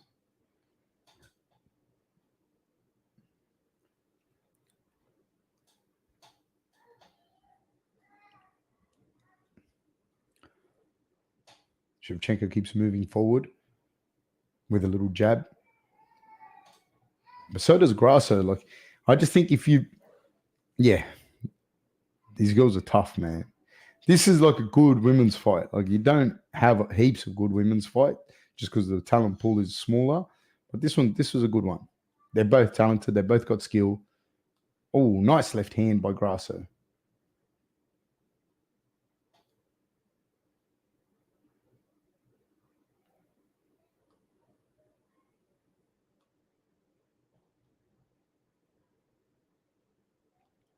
Not a lot happening. Both these girls are tired. That's why I say if one of them can double up on stuff and make the other one move back, which Grasso is doing a little bit of a better job of it, then you're making the person move back, which makes them more tired. And you get a chance to rest a little bit and wear them out a little bit more. Because the fourth round is going to be fucking big, important. Shevchenko goes looking for a double leg, ends up in a front headlock. Grasso's landing knees to the head, but it looked like she had her hand down.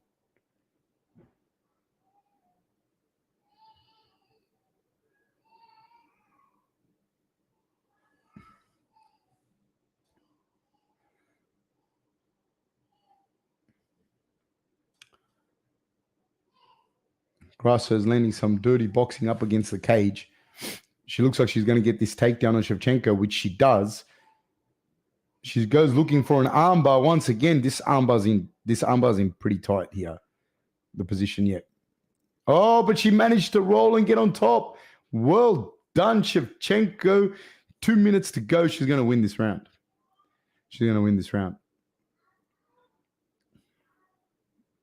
Pulls her off the cage.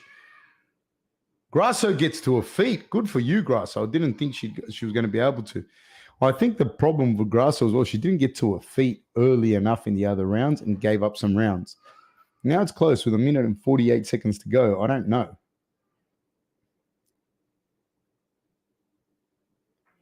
I don't think either one of them is that much better than the other one on the ground. So really, whoever gets on top has the benefit, you know? So I think it'd be to Grasso's advantage to push a few takedowns herself.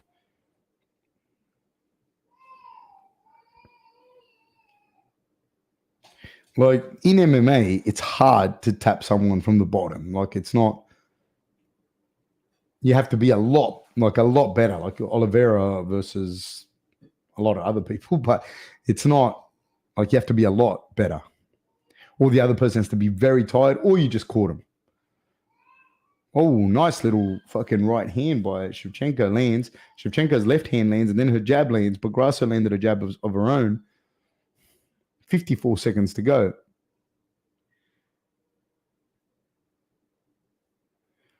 Cooper Marion says, Anik is talking about how one hand down doesn't count as grounded in Colorado, either two hands or a knee. Fuck, mate. That would be a horrible thing to like deal with in the fight. You know, it has to, yeah. Good body lock takedown by Shevchenko. Like if there's those levels of discrepancy as well with the commissions, it's hard. You know, it'd be very hard. Because you could see it in her. She was like not sure. You know what I mean? Ooh, the heel hook. Can she open the legs and get her knee out? Can Shevchenko do that? But that knee is in pretty fucking tight. And that was the round. I don't know how to call that round necessarily. Could be 2-2, you know. Let's assume it's 2-2. I have no idea who won that round. Maybe Shevchenko. I don't know.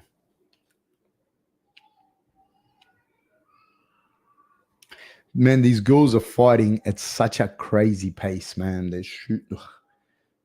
It's hard. They're fighting at a really crazy pace.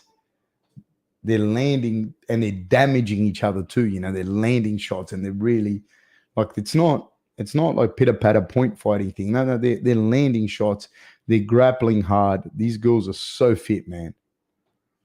Cooper Marion says that look not fun for your ligaments. No, because her knee wasn't out because the cage was there. You know what I mean? She couldn't get her knee out exactly.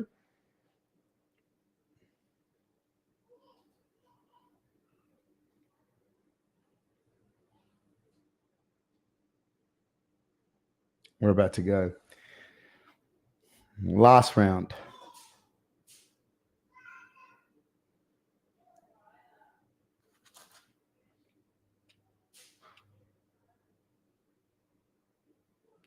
Left hand by Shevchenko. Doesn't get through, but she threw it. Nice little jab by Shevchenko. Jab again by Shevchenko. She doubles up on it. I don't know. Oh, good exchange. Both girls land punches on each other.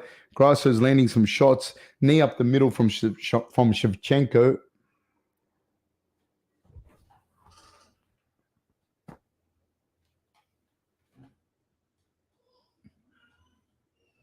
Yeah, I don't know who's winning this fight. I have no fucking clue who's winning the fight. Could be 2 apiece. Could be 3. I don't know, because you know what's crazy as well? Like 2 apiece and 3-1.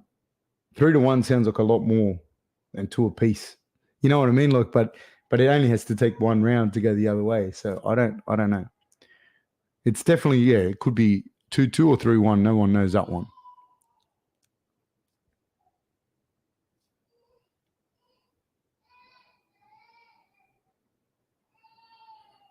Oh, nice exchange. She hits her good with a nice right hand, does Shevchenko.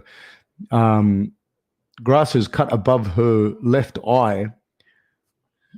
3 minutes and 31 seconds to go.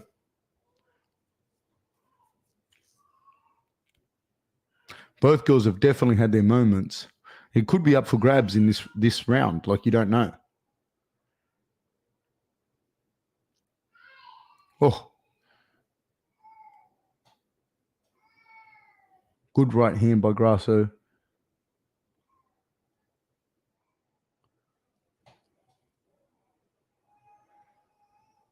Oh, another jab by Grasso. Left kick to the legs by Grasso. Ooh, left hand by Shevchenko. Cooper Marion says, I am going for Grasso, but I have a 3-1 eval. Yeah, it could be 3-1 eval. It might be 2-2 to Grasso. According to the refs, I don't know. I'll kind of have a 3-1 eval myself, but I don't know how the judges are seeing it. Oh, good exchange there. Because I don't see, I say this and then it'll happen, but I don't see a knockout occurring in this fight. I don't see it. Unless Grasso fully commits to something and gets caught by Shevchenko. Otherwise, not going to happen. Or the other way around. But I would tend to think that Shevchenko probably knows she's a little bit ahead. Or I'm guessing. I don't know.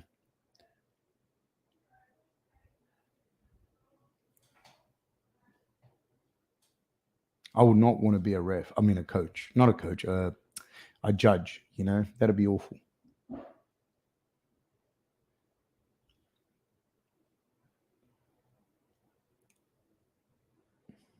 Oh, they're exchanging with 1:38 to go.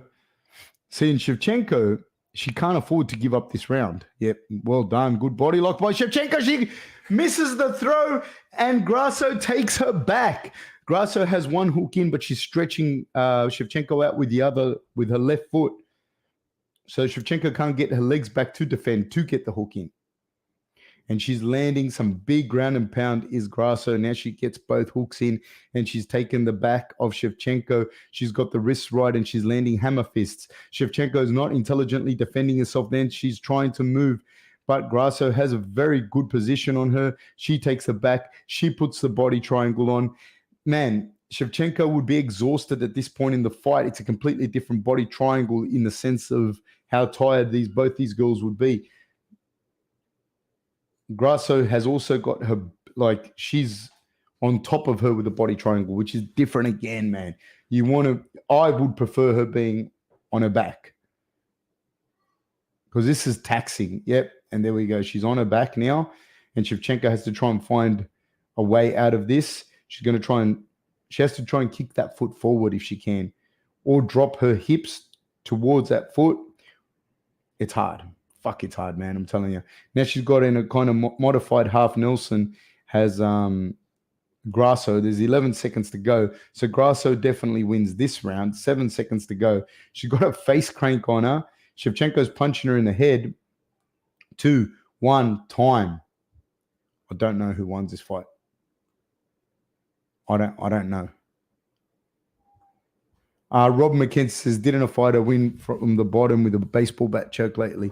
Yeah, I mean, there's always like a fighter won here or there, but it's not like if you were to look at how many times fighters that end up on the bottom won by submission, wouldn't be high. Nowhere near versus how much they get held down, how much they've been ground and pounded, how much they've been submitted from when they're on the bottom. So yeah, you can have some fighters have won, you know what I mean, of course, but it wouldn't be. Ujwal Suba says, no contest. Cooper Marin says, probably Val 3-2, but I'm not mad, kind of hope if it goes the other way. Yeah, I don't know who won that fight, dude. I don't know how you score it. I don't know how you see it. I don't know how because remember, it's a 10-point must system, so it's not just, blah, blah, blah, blah, blah. It was people just go, when he had him in the body triangle, he had it. Dude, it's 10-point must system. It's round per round per round per round. If you don't agree with that, that's a different story. I can't help you, but that's what we're looking at. It's not Pride. It's not other fucking organizations. It's, yeah. Joseph says, Saldi Ahmad is a judge here, so history states the winner is Zhang Wei Li. Yeah, look, I don't know, man. Like I said, judging is fucking hard. I don't know who would have won that one. I think it might have been 3-2, but there was a round in there that was very close, so it could have gone either or. Fuck, she missed that. She missed that like kind of body lock throw kind of thing that she was like head arm throw thing, whatever, whichever one she was going to transition to, and ended up on her all fours. Crazy fight. But I would say 3 rounds to 2. Valentina, I would guess. Guys, if you haven't already, please like and subscribe and share with your friends. Tuesday at midday AEST, meaning Sydney time, we will be doing a live breakdown. So please come with your questions, a statistical breakdown for Gamrot and Fiziev. So please come down. Please, ask us whatever you want to ask us. I'll have Sam, who's a mathematician, who does all the stats, so you'll be able to ask. Cooper Marion says, Val nearly losing by making a grappling mistake and getting re-naked was a hilarious ending. It was fucking close. Let's see who gets the nod.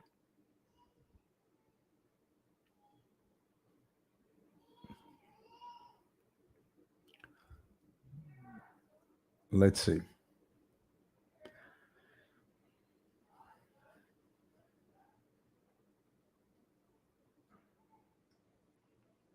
They're still going. Fucking just give the decision, please.